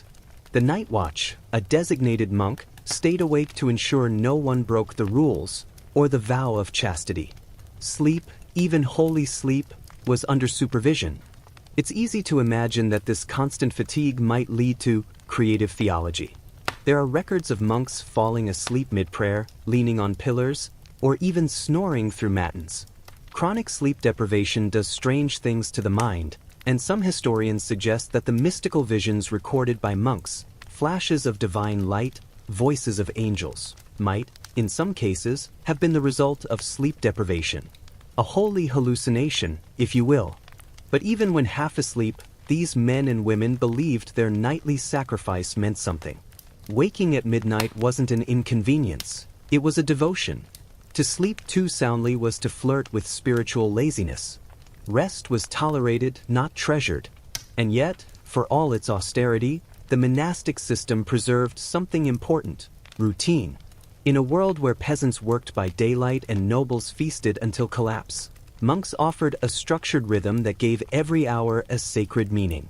Even fatigue had a purpose. To wake in the darkness was to remember that light always returned, not metaphorically, but quite literally, every single dawn. Still, it's hard not to imagine the average monk secretly wishing for one uninterrupted night. Just once, to sleep through the bell, to dream without the echo of psalms. Perhaps that's the real miracle of medieval faith. Not the devotion itself, but the ability to stay awake for it. Let's quietly step outside those cloistered walls now, back into the wider medieval world, where not everyone prayed at midnight. Because while monks disciplined their sleep for the soul, the nobility designed their nights for comfort, display, and, occasionally, scandal. Chapter 10: Royal Beds, Power Naps, and Scandalous Slumbers. If monks treated sleep as a holy inconvenience, the nobility approached it like an art form, preferably one gilded, perfumed, and witnessed by half the court. For medieval kings and queens, bedtime wasn't simply about rest. It was ceremony, politics, and performance all rolled into one. Let's begin in a royal bedchamber, not the kind we picture from fairy tales, with moonlight streaming through stained glass, but something far more theatrical. The royal bed wasn't a private refuge, it was a stage. Literally. Many beds were massive, carved from oak, draped in velvet, and raised on platforms. The curtains were heavy, embroidered with gold or heraldic symbols. It was less place to nap, and more place to impress foreign dignitaries. Because here's the thing, the medieval royal bedroom was semi-public. Courtiers, attendants, ladies-in-waiting, and sometimes even petitioners would be present during the royal getting ready for bed ritual. The couchieri, as it was called in France, was a formal ceremony in which the monarch was undressed, blessed, and tucked in while an audience watched. Imagine trying to wind down for the night while a dozen nobles politely bow as you climb under the covers. Sleep came with an audience, and modesty was optional. In England, similar rituals existed. The Tudor monarchs inherited this tradition, and the great bed of state became an essential symbol of power. To be invited into the royal bedchamber, not even onto the bed, mind you, just into the room, was a mark of enormous political favor. A few lucky courtiers even held official titles like Gentlemen of the Bedchamber. Their job? Assist with the royal pajamas, ensure no assassins were hiding in the curtains, and stand around looking important while the king yawned. As for the bed itself, it was rarely empty. Royal couples didn't sleep alone, at least, not by modern standards. Servants, pages, and sometimes dogs shared the room, if not the mattress. In colder climates, even monarchs huddled together for warmth. Henry VIII, despite his reputation for grandeur, often slept in small, cozy chambers rather than enormous halls, because drafty castles made for miserable nights. Comfort trumped majesty when frostbite was on the line. Now, medieval physicians and courtiers had strong opinions about royal sleep schedules. A well-rested king was considered a sign of divine favor, while a sleepless one was thought to signal anxiety, sin, or poor governance. Chronic insomnia was practically political. If the monarch couldn't sleep, surely the realm was troubled. Chronic oversleeping, on the other hand, meant laziness or indulgence. Not a great look when half your peasants were up before dawn mucking out pigs. Of course, not every royal followed the same pattern. Some were notorious for odd sleeping habits. King Charles V of France, for example, was said to rise at 2 a.m. to study astrology, nap mid-morning, and dine in the late afternoon. Basically, he invented the academic night owl routine centuries before caffeine. Meanwhile, Philip II of Spain, an intense and perpetually tired man, reportedly kept his own coffin in his bedroom to remind himself of mortality before sleep. Relaxing, right? He also had a fondness for naps, or siestas, which the Spanish nobility elevated to a daily ritual. It wasn't just convenience, it was philosophy. The hot climate made midday work impractical, so sleeping became a mark of refinement. In Philip's case, though, it also conveniently allowed him to avoid conversations. The English kings were less philosophical. Edward II, for instance, had a habit of falling asleep during council meetings. Chronic fatigue? Boredom? Hard to say. His courtiers took it as a sign of divine patience. Later, his son Edward III preferred sleeping surrounded by guards, which was both practical and mildly paranoid. And Henry VI, poor man, reportedly suffered from long bouts of melancholy slumber, possibly depression, that kept him withdrawn for weeks. His reign drifted in and out of consciousness, much like the king himself. Queens had their own nighttime politics. Take Queen Isabeau of Bavaria, wife of Charles VI. Her luxurious bedchamber in Paris was famous for its silk draperies, perfumed linens, and rotating staff of attendants. Yet, despite the finery, her nights were often sleepless, largely because her husband's mental illness led to violent outbursts at any hour. The royal marriage bed, far from peaceful, was a place of fear and constant vigilance. Then there was Eleanor of Aquitaine, one of medieval Europe's most formidable women. Rumor had it she traveled with her own bed wherever she went, a portable symbol of power and comfort. The bed itself was likely enormous and ornate, befitting her rank. She slept like a queen, literally, while orchestrating rebellions and managing a dynasty. Some chroniclers claimed she slept very little, which was probably true. Ruling half of Europe leaves little time for naps. Royal beds also had symbolic uses beyond sleep. They served as stages for childbirth, death, and ceremony. When a king lay dying, the entire court gathered around the bed to witness it, a final act of royal theater. When a queen gave birth, the bed was surrounded by attendants, midwives, and sometimes visiting nobles who came to confirm the heir was legitimate. Privacy was practically non-existent. The most famous bed in England, the so-called Great Bed of Ware, wasn't even royal but became legendary for its size, over 10 feet wide, built around 1590, and capable of sleeping more than a dozen people. It became a tourist attraction in its own time. Imagine the bragging rights. We all slept in the big bed last night. For nobles, large beds symbolized wealth, hospitality, and endurance in every sense. Now, one might assume that royal bedrooms were quiet sanctuaries. They weren't. Servants moved in and out constantly, tending fires, adjusting candles, and guarding doors. There was little such thing as total darkness. Even in the dead of night, a low candle burned, both for safety and status. In some palaces, night guards patrolled through the corridors, their torches flickering. Privacy was almost unthinkable. But let's not forget the scandalous side of royal sleep. Beds, after all, were where alliances were forged and dynasties expanded or imploded. Courtiers and chroniclers often obsessed over who slept where and with whom. Gossip about royal sleeping arrangements filled entire chronicles. One French courtier described a king's mistress as the true keeper of his night peace, which is both poetic and wildly unsubtle. Henry IV of France, for instance, had such a rotating cast of bedfellows that his attendants referred to his bedroom as the battlefield. Louis XIV, the Sun King, turned sleeping itself into performance. His morning lever, getting up, and evening coucher, going to bed, were both elaborate public ceremonies.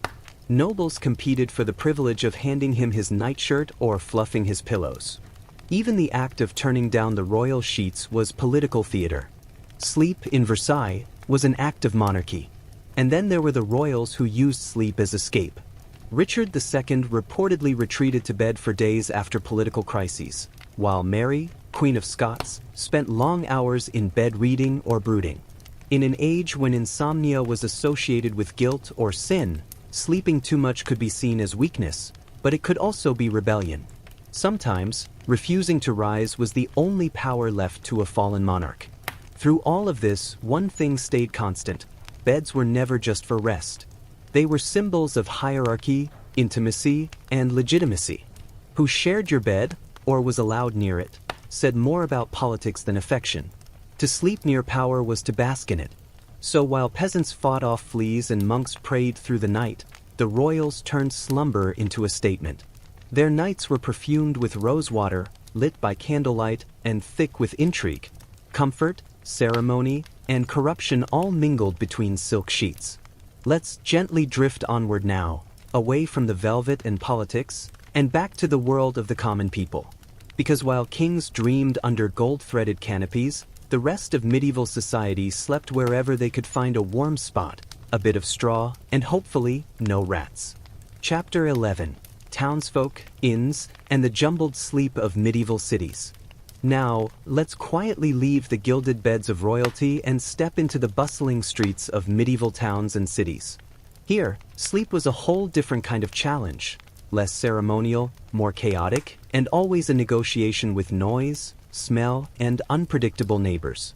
Townsfolk lived in crowded, timber-framed houses with thatched roofs, usually 1 or 2 stories. Space was tight, privacy was a joke, and sleep was almost always communal. Families slept together, often on straw mattresses or simple wooden planks. If the household could afford it, children might have separate sleeping spaces, but it was rare. More often, your bed doubled as a dining table, storage space, or workspace. Sleeping sideways to avoid crushing a basket of bread was just part of life. Noise was a constant companion. Streets were narrow and bustling even after dark. Animals roamed freely: pigs, chickens, and dogs, many of them sharing the same quarters as humans. Taverns and inns were open late. Revelers stumbled home singing or arguing. Even in homes, walls were thin. A neighbor coughing, a roof tile clattering in the wind, or the drunken singing of the baker's apprentice could wake a light sleeper repeatedly. Peaceful slumber was more a hopeful suggestion than a reality. Lighting, or the lack thereof, shaped sleep too. Candles and rushlights burned weekly, flickering in drafty rooms. Many households would snuff them out early to conserve wax, meaning people went to bed in near darkness. Fireplaces, which were essential for cooking and warmth, often provided the only illumination. Sleep meant negotiating between freezing and suffocating in smoke. In inns, sleep was even stranger. Travelers shared rooms, beds, and sometimes bedding. A single bed might host 3 or 4 people, strangers in the night, snoring, shifting, occasionally stealing blankets. Inns often charged by the bed, not the person, which meant more bodies crammed into the same mattress. Privacy and hygiene were minimal. Fleas and lice, of course, thrived in these close quarters, so being itchy at 2 a.m. was considered normal. The medieval urban poor had it worse. Many couldn't afford proper shelter. Some slept in alleyways, church porches, or even town gates. They huddled under cloaks, in haystacks, or on benches. Risk of theft, attack, or exposure to the elements was constant. Sleep, for these people, was a delicate balance between survival and rest. One false move, and morning might not come. Despite the hardships, urbanites developed strategies. Families shared warmth, synchronized sleep schedules, and relied on small rituals. A favorite was placing a vessel of water near the bed to reflect light and ward off evil spirits. Another was hanging herbs or flowers overhead, both for scent and superstition. Dreams, too, were often interpreted communally. A bad dream might prompt discussion at the hearth the next morning. Sleep timing followed natural cycles. but it was flexible. Townspeople worked early in the day and went to bed shortly after sunset. Like peasants, they practiced segmented sleep. First sleep, a period of wakefulness in the night, and then a second sleep. During that wakeful period, people might pray, check on fires, tend animals, or simply sit and think. It was considered normal to be awake in the middle of the night, and chroniclers often noted that a man of the town rises as he will in the dark. Health concerns shaped sleep practices too. Physicians and barber surgeons warned against sleeping in damp or drafty rooms. Sleeping with a wet head or bare feet was said to invite illness, and extreme caution was advised in winter. People tried to position beds near fires, under thick blankets, or with straw mattresses elevated off the floor to avoid cold and pests. Warmth was not luxury, it was survival. Alcohol played a curious role in medieval urban sleep. Tavern-goers often drank themselves into early slumber. Beer and ale were considered safe to drink, even for children, because water was often contaminated. Sleeping after a pint or two was common, though it didn't guarantee a peaceful night. Noise, fleas, and occasional drunken arguments disrupted sleep regularly. Still, in a society where long workdays and poor nutrition left people exhausted, a bit of ale-induced sleep was valued. City walls offered some protection, but crime was a nightly threat. Burglars, highwaymen, and pickpockets operated under cover of darkness. Some households kept weapons under the bed, others slept with dogs or older children posted as lookouts. Urban sleep was never entirely carefree. Even a simple nap carried risk. Sleep hygiene in the modern sense didn't exist.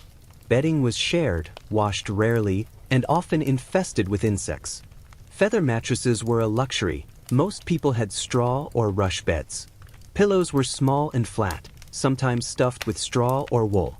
Coverings were simple cloths or woolen blankets, heavy, itchy, and often patched repeatedly. Comfort was a bonus, not a right. Despite all these challenges, medieval townspeople adapted. Sleep became communal, rhythmic, and integrated with daily life. It wasn't sacred like a monk's discipline or ceremonial like a royal bedchamber. It was practical. And in its own way, it was comforting. Even in a city full of noise, fleas, and cold, people found a way to rest. To shut eyes, huddle together, and drift into that half-dark, half-safety of shared human warmth. Let's drift now from crowded inns and alleyways to a slightly quieter, though equally strange, world, the medieval aristocratic retreat. These were spaces designed for privacy, luxury, and the occasional indulgence in eccentric sleeping habits, because even nobles, for all their wealth, sometimes had weird sleep quirks that could make a chronicler chuckle. Chapter 12. Aristocratic Retreats, Eccentric Beds, and Peculiar Slumbers. Let's float from the clamor of towns and inns into the quiet, perfumed halls of the medieval aristocracy, the lords and ladies who owned estates so large they often forgot the peasants existed, at least until taxes were due. Their sleep was less about survival and more about indulgence, ritual, and occasionally, downright oddity. Aristocratic bedrooms were designed to impress, show wealth, and, importantly, control the environment. Curtains, canopies, and drapes weren't just decorative. They kept out drafts, insects, and sometimes even prying eyes. Canopy beds with heavy textiles created a microclimate, trapping heat and scent. A bed could be warmed with foot stoves, small boxes filled with embers or hot coals, which were carefully passed under the covers before bedtime. It was the medieval equivalent of a heated blanket. Wealthy nobles also had a curious habit. They sometimes slept in multiple beds per night. A single bed wasn't enough.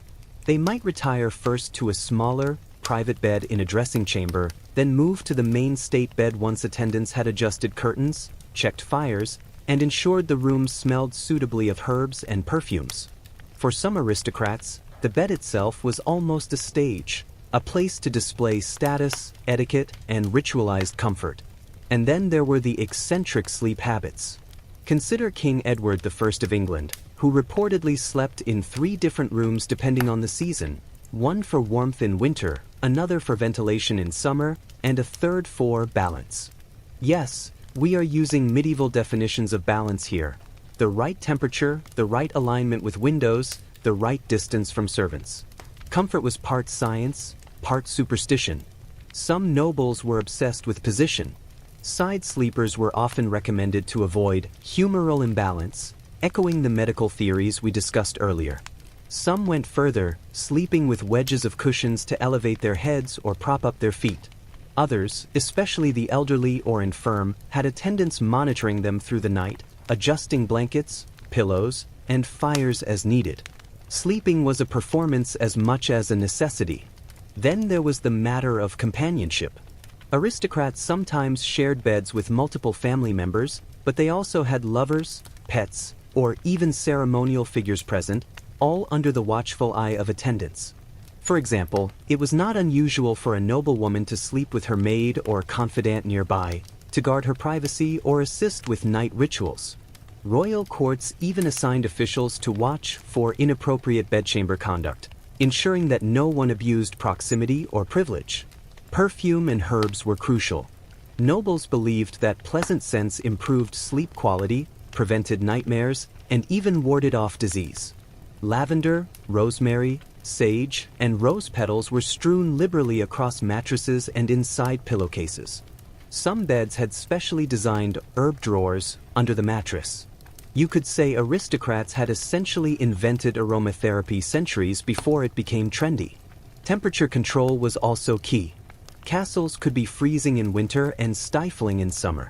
Nobles developed elaborate heating strategies, braziers, tapestries hung to block drafts, and rotating beds between warmer and cooler rooms.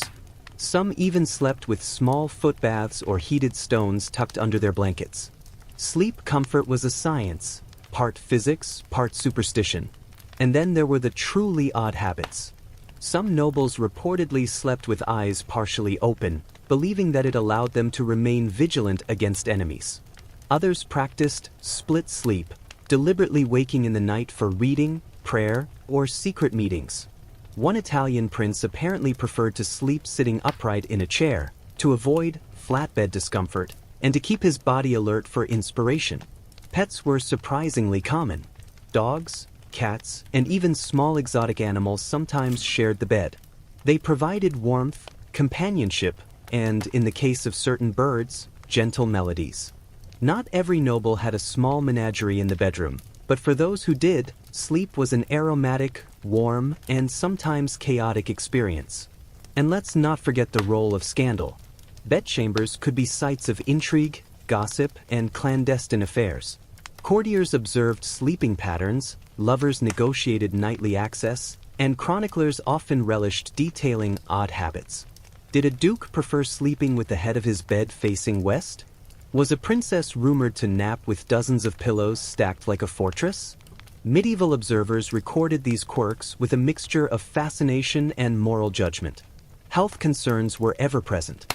Nobles followed medical advice rigorously, avoiding cold drafts, consuming light suppers, and sleeping in alignment with humoral theory. A poor night's sleep might be blamed on excess bile, melancholy, or bad air. Remedies ranged from herbal pillows and warm baths to subtle diet adjustments. If a lord or lady woke tired, attendants were ready with scented oils, teas, and gentle massages. Sleep was nurtured like a delicate treasure. Interestingly, aristocratic sleep could be socially performative as well. During visits, important guests might be shown the bedchamber, not for privacy, but to display wealth, refinement, and status. The quality of linens, the arrangement of pillows, the scent of the room, all signaled power. A well-appointed bed told the world, this person is comfortable, secure, and important. Yet, for all its ceremony and extravagance, aristocratic sleep was still human. Even surrounded by luxury, nobles experienced insomnia, nightmares, and the same physical discomforts as everyone else. Chroniclers note rulers waking abruptly, tossing and turning, or refusing to rise early due to illness or exhaustion. Gold and velvet could not entirely shield one from fatigue. So, in the end, aristocratic bedrooms were worlds unto themselves, carefully controlled, richly appointed, occasionally scandalous, and full of peculiar rituals. Sleep was not simply a need, It was an expression of status, a site of power, and sometimes a minor battlefield of eccentricity. Next, we will drift from the individual bedchambers of the elite to the strange, often uncomfortable sleeping arrangements on medieval ships, because, believe it or not, sailors had a whole other set of sleep oddities that make castles and cottages alike look almost cozy. Chapter 13: Sleep on the High Seas, Medieval Sailors and Their Odd Habits. Let's leave the gilded chambers and cozy manor houses behind and float out to the unpredictable world of medieval ships. Here, sleep wasn't luxurious, ceremonial, or particularly hygienic. It was chaotic, cramped, and constantly threatened by saltwater, storms, and seasick companions. For sailors, catching rest required ingenuity, endurance, and sometimes a touch of superstition. Aboard a medieval cog, galley, or carrack, space was scarce. Crew members slept wherever they could: hammocks, wooden planks, or even the deck itself if weather allowed. Hammocks weren't common until later centuries, so most sailors sprawled on straw mats or rough boards, wedged in tight quarters below deck. Privacy? Forget it. Every snore, cough, or clumsy elbow was instantly shared. The rocking of the ship shaped sleep as much as discomfort. On calm seas, the gentle sway could lull sailors to sleep, sometimes too deeply, leaving them groggy during watch shifts. In storms, the same motion became an enemy, tossing even the strongest sailor into the bulkhead or overboard. Sleep was a delicate negotiation with physics. One wrong roll, and a nap could become an accident report. Temperature and dampness were constant challenges. Below deck, sailors faced cold, wet, and poorly ventilated spaces. Above deck, exposure to wind and rain made it impossible to stay warm. Clothes doubled as blankets, oilskins and wool were invaluable. Some sailors reportedly wrapped themselves in sacks or canvas to conserve heat, effectively creating medieval sleeping bags. Comfort was a myth, but warmth was a strategy for survival. Noise was another factor. Medieval ships were creaking, groaning, and alive with tension. Ropes rubbed against masts, chains clanged, and fellow crew members shouted over the wind. Snoring became unavoidable, and seasick sailors added the occasional, unpleasant soundtrack. Despite all this, sailors adapted, learning to sleep in short bursts or in shifts that ensured someone was always alert. Segmentation of sleep, similar to the townfolk, was crucial at sea. Watches were divided, often in 2 or 3 hour blocks, ensuring that the ship was manned at all times. Sleep deprivation was common, and sailors learned to nod off quickly and awaken abruptly. The ability to rest while remaining aware of danger was a prized skill. A sailor who could sleep deeply but wake instantly to a storm or enemy attack was a valued crew member. Superstition heavily influenced maritime sleep. Sailors believed that disturbing the sleeping patterns of the crew or violating nighttime rituals could bring misfortune. Sleeping with one eye open was not just a metaphor. It was a survival instinct and a reflection of the constant threat of pirates, storms, or sea monsters. Some crews had specific pre-sleep prayers or chants, often addressed to patron saints like Saint Nicholas, who was thought to protect sailors. Diet affected sleep too. Heavy meals of salted meat, hard bread, and ale were common. Some sailors found that too much salt or alcohol led to nightmares or restless nights. Others slept poorly because of hunger, illness, or chronic scurvy. Medical advice for sleep was rudimentary. Herbs like mint, sage, or rosemary might be used when available, but scarcity often dictated a harsher reality. Napping in dangerous conditions sometimes required ingenuity. Sailors developed makeshift supports, tying themselves to timbers, resting against barrels, or using hammocks strung low to avoid rolling. Legs were tucked carefully, ropes and rigging were adjusted to minimize injury. Even sleep was strategic, because falling asleep in the wrong place could be fatal. Weather dictated unusual sleep arrangements. Storms forced sailors to abandon below-deck comfort and cling to rigging or lean against masts. In calm weather, they might lie exposed on deck to soak in sun and sea air, risking sunburn, wind chill, or unexpected rain. Sleep was never guaranteed, and adaptation was constant. Interestingly, sailors also carried portable rituals to improve sleep. Amulets, charms, or pieces of sacred cloth were kept under heads or tucked into clothing. Superstitious sailors believed that dreams could predict weather or impending danger.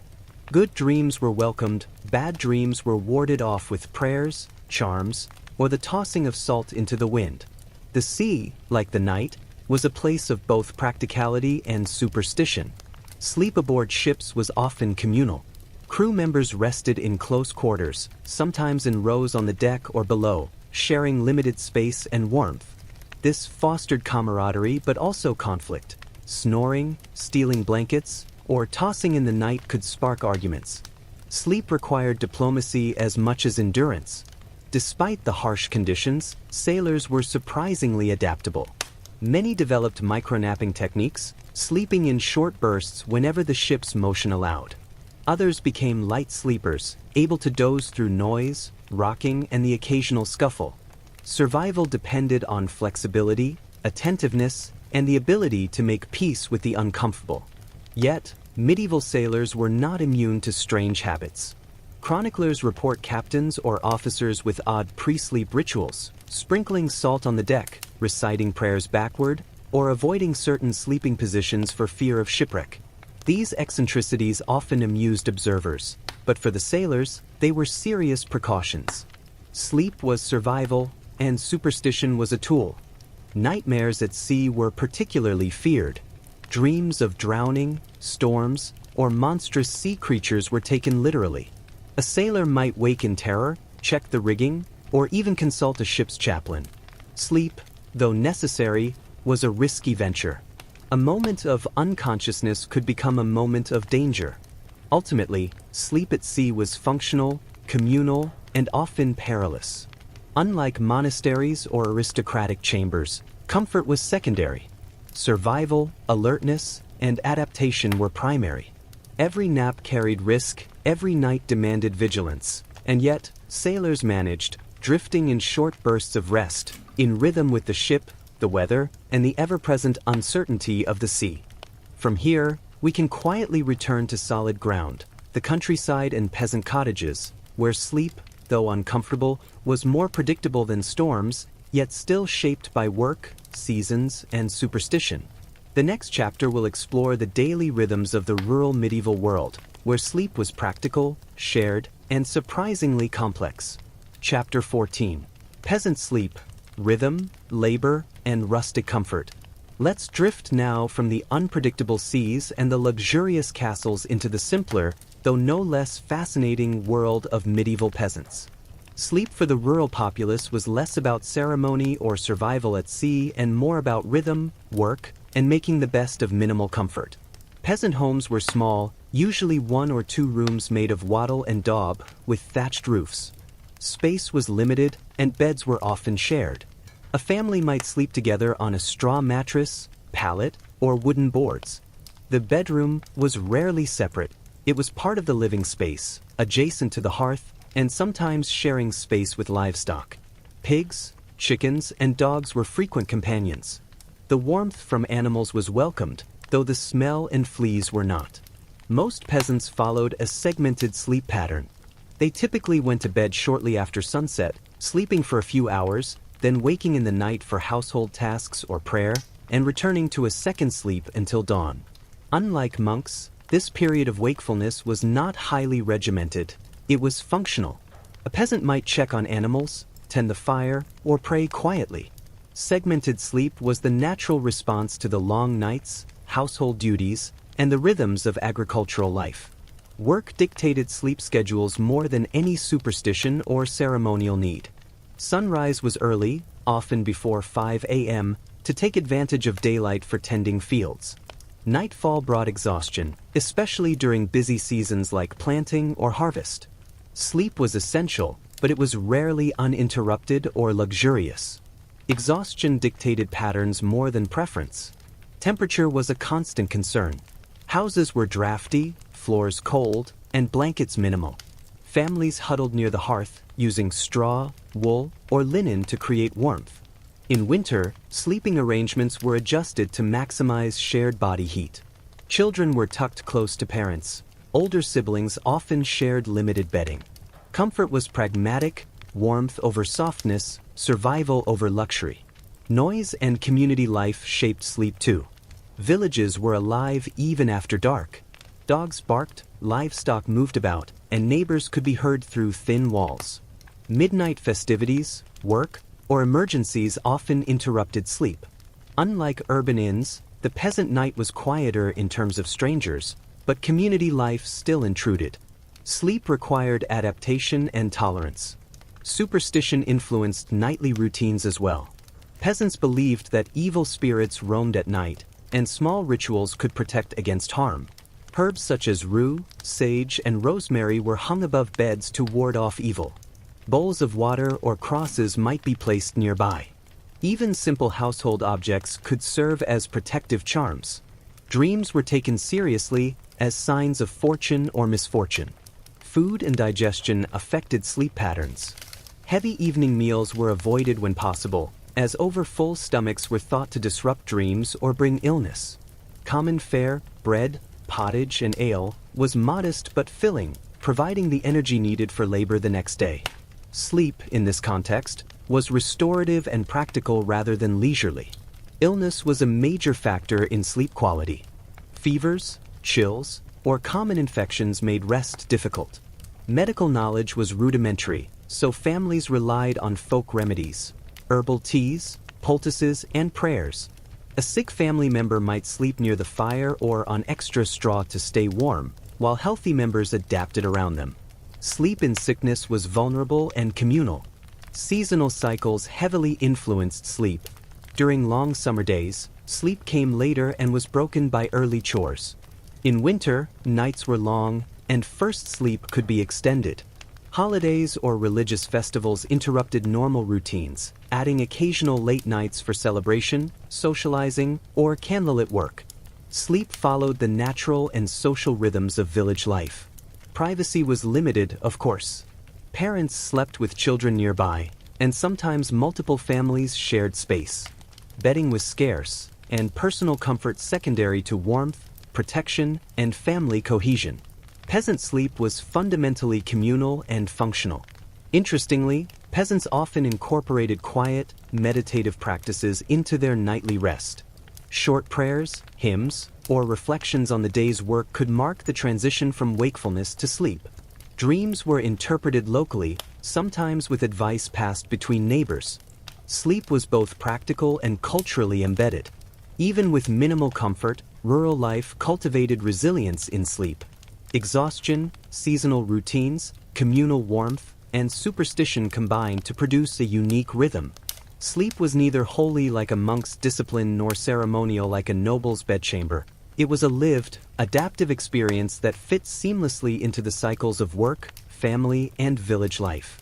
From here, we can gently move to a related theme: the strange, sometimes ritualized sleeping habits of medieval children, whose rest was a curious mix of supervision, superstition, and pure exhaustion. Their sleep, while often overlooked, offers a fascinating glimpse into daily life across social classes. Chapter 15: Medieval Children and the Curious Art of Sleep. Now, let's turn our attention to the littlest members of medieval society. Children, like adults, had their sleep dictated by social class, household needs, and superstition, but in ways uniquely their own.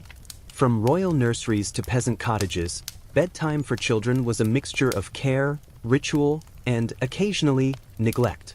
Royal children had surprisingly structured sleep. In castles and palaces, nurseries were staffed with nurses, wet nurses, and attendants whose sole job was to ensure the child's survival, and often, to report their behavior back to anxious parents. Beds were small but elaborately constructed for comfort and safety. Canopies, curtains, and quilts were common. Sleep was monitored meticulously. A child might be gently rocked, sung to, or swaddled in layers of linens. Safety and warmth were paramount. Comfort was luxury. Despite these measures, royal children often experienced strict routines. Nobles believed that overindulgence could weaken the body or the spirit. Long naps were encouraged, but excessive sleep could be seen as a sign of laziness or ill health. Nighttime was carefully observed. Servants might check on children multiple times, adjusting blankets, feeding bottles, or warming the bed with heated bricks or foot stoves. Even in sleep, a royal child's life was intensely managed. Peasant children, on the other hand, slept in conditions closer to necessity than luxury. They shared beds with siblings, sometimes even parents or livestock. Bedding was minimal: straw, rush mats, or a simple blanket. Space was limited, warmth was scarce, and sleep was closely tied to the rhythms of work and survival. Children learned early to rise with the sun and endure early nights in drafty, cold homes. Their sleep was pragmatic and often interrupted by chores or household responsibilities.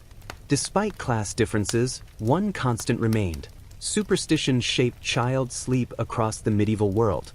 Children were considered particularly vulnerable to evil spirits, nightmares, or the nightmare hag, a supernatural presence thought to sit upon the chest of sleepers. Families employed herbs, charms, and rituals to protect children. A sprig of rue over the crib, a bowl of water by the bed, or prayers whispered at night were standard. Sometimes, a child was made to sleep with certain objects, or a guardian animal nearby, to ward off bad dreams. Nighttime parenting also included moral instruction. Parents might wake children briefly during the night for prayer, reflection, or recitation of catechism. Sleep and morality were closely linked. Laziness or misbehavior during the day could be corrected by slightly stricter routines at night, though rarely with force, more often with ritual and supervision. Interestingly, medieval children's sleep could be segmented, similar to adults. First, sleep came soon after sunset, then a period of quiet wakefulness, sometimes used for breastfeeding, tending to animals, or gentle play. Finally, a second sleep lasted until sunrise. Even infants and toddlers followed these rhythms in ways we might now consider remarkably natural, though far from luxurious. Some records describe noble children developing eccentric sleep habits early. One royal child reportedly insisted on sleeping fully clothed in layers of silk and wool, with attendants constantly adjusting the bedding.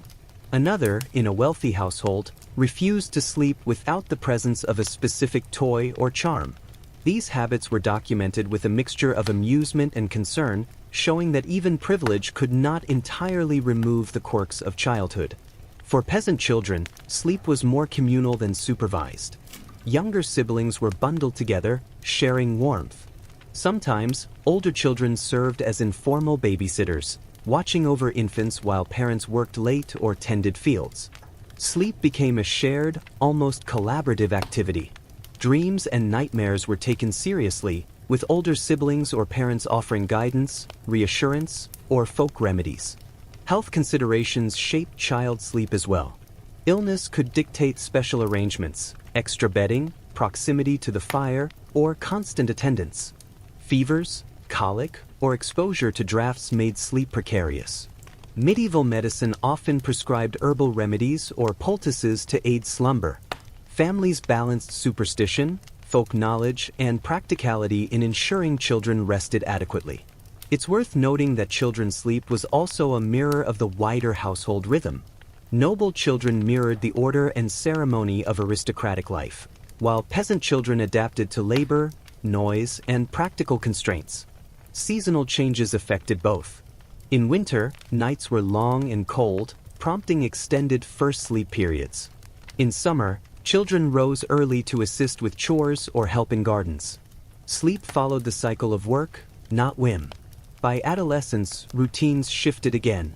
Young nobles were trained to rise early, attend lessons, and observe etiquette. Sleep was increasingly regimented. Peasant youths, meanwhile, balanced work in the fields with the shared household sleep arrangements. Sleep was a social and functional practice, reflecting status, age, and necessity. Despite the differences, one theme persists: sleep for children, whether royal or common, was never purely about rest. It was intertwined with survival, morality, ritual, and observation. The medieval child's sleep was communal, monitored, and punctuated by superstition, but it was also remarkably adaptive. From here, we can gently drift into the peculiar sleep-related customs surrounding illness and convalescence, because in medieval times, Being sick often meant having very specific and sometimes bizarre instructions for how, where, and with what you slept. Chapter 16. Sleep, Sickness, and Medieval Remedies. Now, let's ease into a topic that is simultaneously practical, curious, and, if you think about it, a little unsettling. How medieval people approached sleep when sick. Illness shaped slumber in ways that were often dictated by superstition, humoral theory, and a good deal of improvisation. Sleep was considered both a healer and a potential hazard. When someone fell ill, their sleep arrangements often changed dramatically. The sick were usually isolated, both to protect the household from contagion and to ensure care. In wealthier households, a separate chamber might be prepared, with clean straw, blankets, and attendants close at hand. In poorer homes, the patient might remain in the main living area, sharing warmth with the family but risking discomfort and disrupted rest. Humoral theory dictated much of how people slept while sick. If the body was thought to have an excess of black bile, a physician or family member might recommend sleeping elevated, with the head raised to balance humors. Feverish patients might sleep partially upright to prevent fluids from pooling improperly, while those suffering cold-related ailments were encouraged to sleep wrapped in multiple blankets near a hearth. Beds were arranged to counteract bodily imbalances, often according to advice that seems bizarre to us today, but made perfect sense in the logic of medieval medicine. Herbal remedies were commonly used to promote sleep. Lavender, rosemary, mint, and sage were brewed into teas, sprinkled into bedding, or carried as sachets. Some orders of monks and nuns also prepared special sleep-inducing brews. Ingredients like hops or valerian were included when available. The goal was dual: soothe the body and ward off nightmares, which were considered not just unpleasant but spiritually dangerous during illness. In extreme cases, physicians recommended more unusual interventions. A popular belief was that certain positions or placements of the body could restore balance. One might sleep with a foot toward the window, head toward the hearth, or even with a mirror nearby to reflect malevolent spirits. Another common practice involved placing a bowl of water or vinegar near the bed to draw out illness overnight. The logic may escape modern sensibilities, but these rituals provided a sense of control over a vulnerable and unpredictable condition. Wealthy patients often had attendants who regulated sleep carefully. They would lift pillows, warm the bed, adjust blankets, or feed broth and herbal infusions at intervals throughout the night. Sleep was observed, tended to, and monitored like a precise medical procedure. For the sick in castles, beds were sometimes surrounded by curtains or screens, both for privacy and to protect from drafts. Even in illness, social hierarchy and ceremonial aspects of comfort remained visible. Poorer patients, conversely, had far less control. Sleeping in drafty cottages, they often lay on straw with minimal coverings. Fever or pain made it difficult to rest. Families might gather around to provide warmth and reassurance, but interruptions were frequent. Sleep was fitful, and rest was punctuated by discomfort, worry, or household chores. Yet even these arrangements reflected a sort of communal care. Illness brought people together, and sleep became an act of shared endurance. Superstition intertwined closely with sickness and sleep. Dreams were considered especially potent during illness, sometimes predicting recovery or death. Nightmares were feared, so protective charms, prayers, and incense were common. Some families even employed rituals to guard the sleeper, sprinkling holy water, reciting blessings, or keeping a vigil by the bedside. Sleep was never passive. It was a practice infused with attention, intention, and precaution. Interestingly, doctors also considered timing. Certain hours were thought better for restorative sleep during illness. First sleep, shortly after dusk, was believed most beneficial for calming humors and promoting healing. The middle-of-the-night wakefulness, typical in medieval sleep patterns, could be used for drinking restorative broths or checking on symptoms. Second sleep, leading to dawn, was considered critical for regenerating strength. Sleep was almost like medicine itself, carefully measured, observed, and prescribed. Chronic illness created longer-term sleep challenges. Patients suffering from conditions like gout, fever, or respiratory ailments often developed strange habits, sleeping in chairs, propped against walls, or with multiple attendants holding blankets or pillows. Pain dictated position, temperature, and the number of layers. Even a small shift in circumstance, a draft, a spill of water, or a missing pillow, could disrupt rest and worsen recovery. Finally, sleep was intertwined with mortality. Near death, individuals were often kept awake or lightly roused to witness prayers, sacraments, or final confessions. The bed became a liminal space between rest and the unknown. Attendants and family observed closely, sometimes reporting dreams or signs as omens of the patient's fate. Sleep, in sickness, was never merely unconsciousness. It was a state of vulnerability, ritual, and observation. Through all of this, one pattern emerges. Medieval people took sleep seriously, especially when ill. It was functional, spiritual, and medical all at once. Beds became zones of care, ritual, and precaution. The quality, timing, and arrangement of sleep could influence recovery, comfort, and even perceived divine favor. From here, we can gently transition to a final reflection on medieval superstitions about sleep, the bizarre, charming, and sometimes dark beliefs that affected how people rested across all walks of life, whether peasant, sailor, monk, or noble. Chapter 17. Sleep and Superstition, Dreams, Omens, and Nightly Fears. Now, let's drift into a slightly more mysterious, but quietly fascinating aspect of medieval slumber, superstition. Across Europe, sleep was never merely unconsciousness. It was a liminal state, a doorway to prophecy, danger, or the influence of unseen forces. Whether in a peasant cottage, a noble chamber, or a ship's cramped hold, dreams and nighttime rituals carried meaning beyond mere rest. Dreams were treated seriously. Chroniclers, letters, and household records are full of accounts of dream interpretation.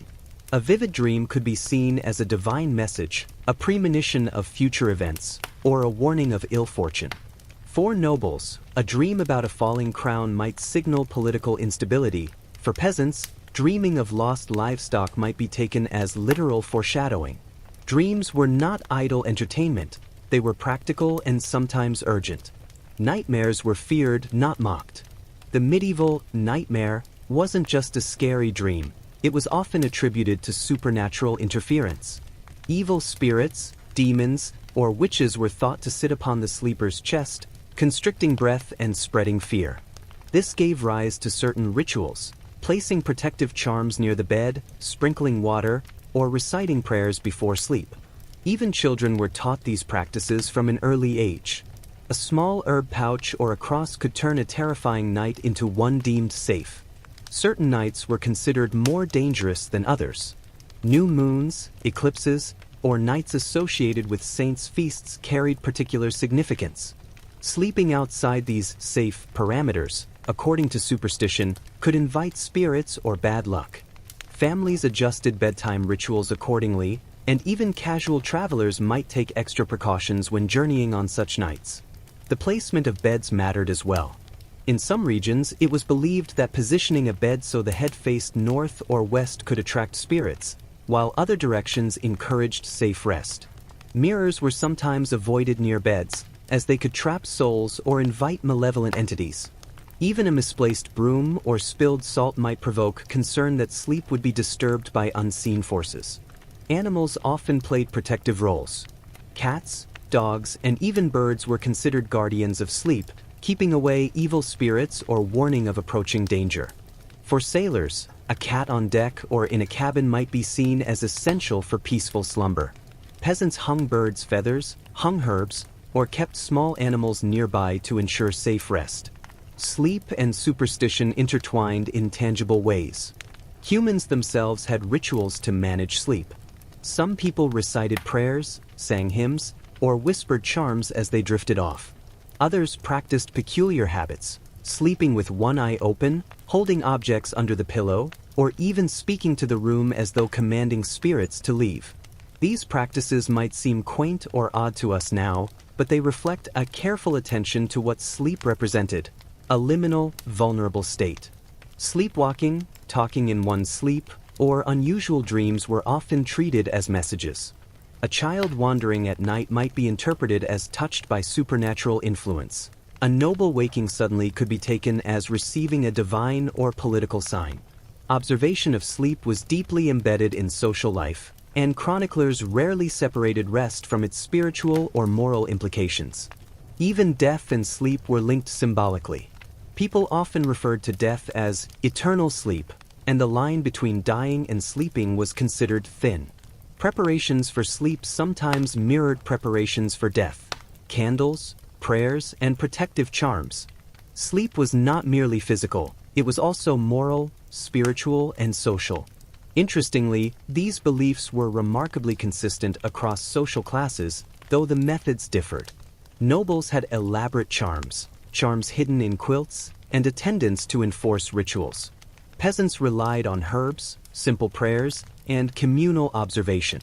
Sailors developed their own superstitions, often blending maritime and spiritual concerns. Across contexts, sleep was always a state that required care, ritual, and attention. The nocturnal imagination extended to the natural world as well. Certain animals were associated with ominous dreams. Owls, bats, or wolves seen at night might signal danger in one's sleep. Conversely, some birds or domestic animals were seen as protective. These associations created patterns of caution that influenced where and how people slept. In essence, sleep in medieval Europe was never entirely private or purely physical. It was a crossroads of superstition, observation, morality, and practical adaptation. Every bed, every dream, every night carried meaning. People slept carefully, watched their wards, and interpreted the night with a blend of faith, fear, and pragmatism. Next, we'll drift back into a quieter, though no less peculiar, aspect of medieval life: the peculiar sleeping habits of monks and nuns, whose nights combined discipline, ritual, and an almost scientific devotion to segmented sleep. Their slumber may seem austere, but it has its own fascinating rhythms and idiosyncrasies.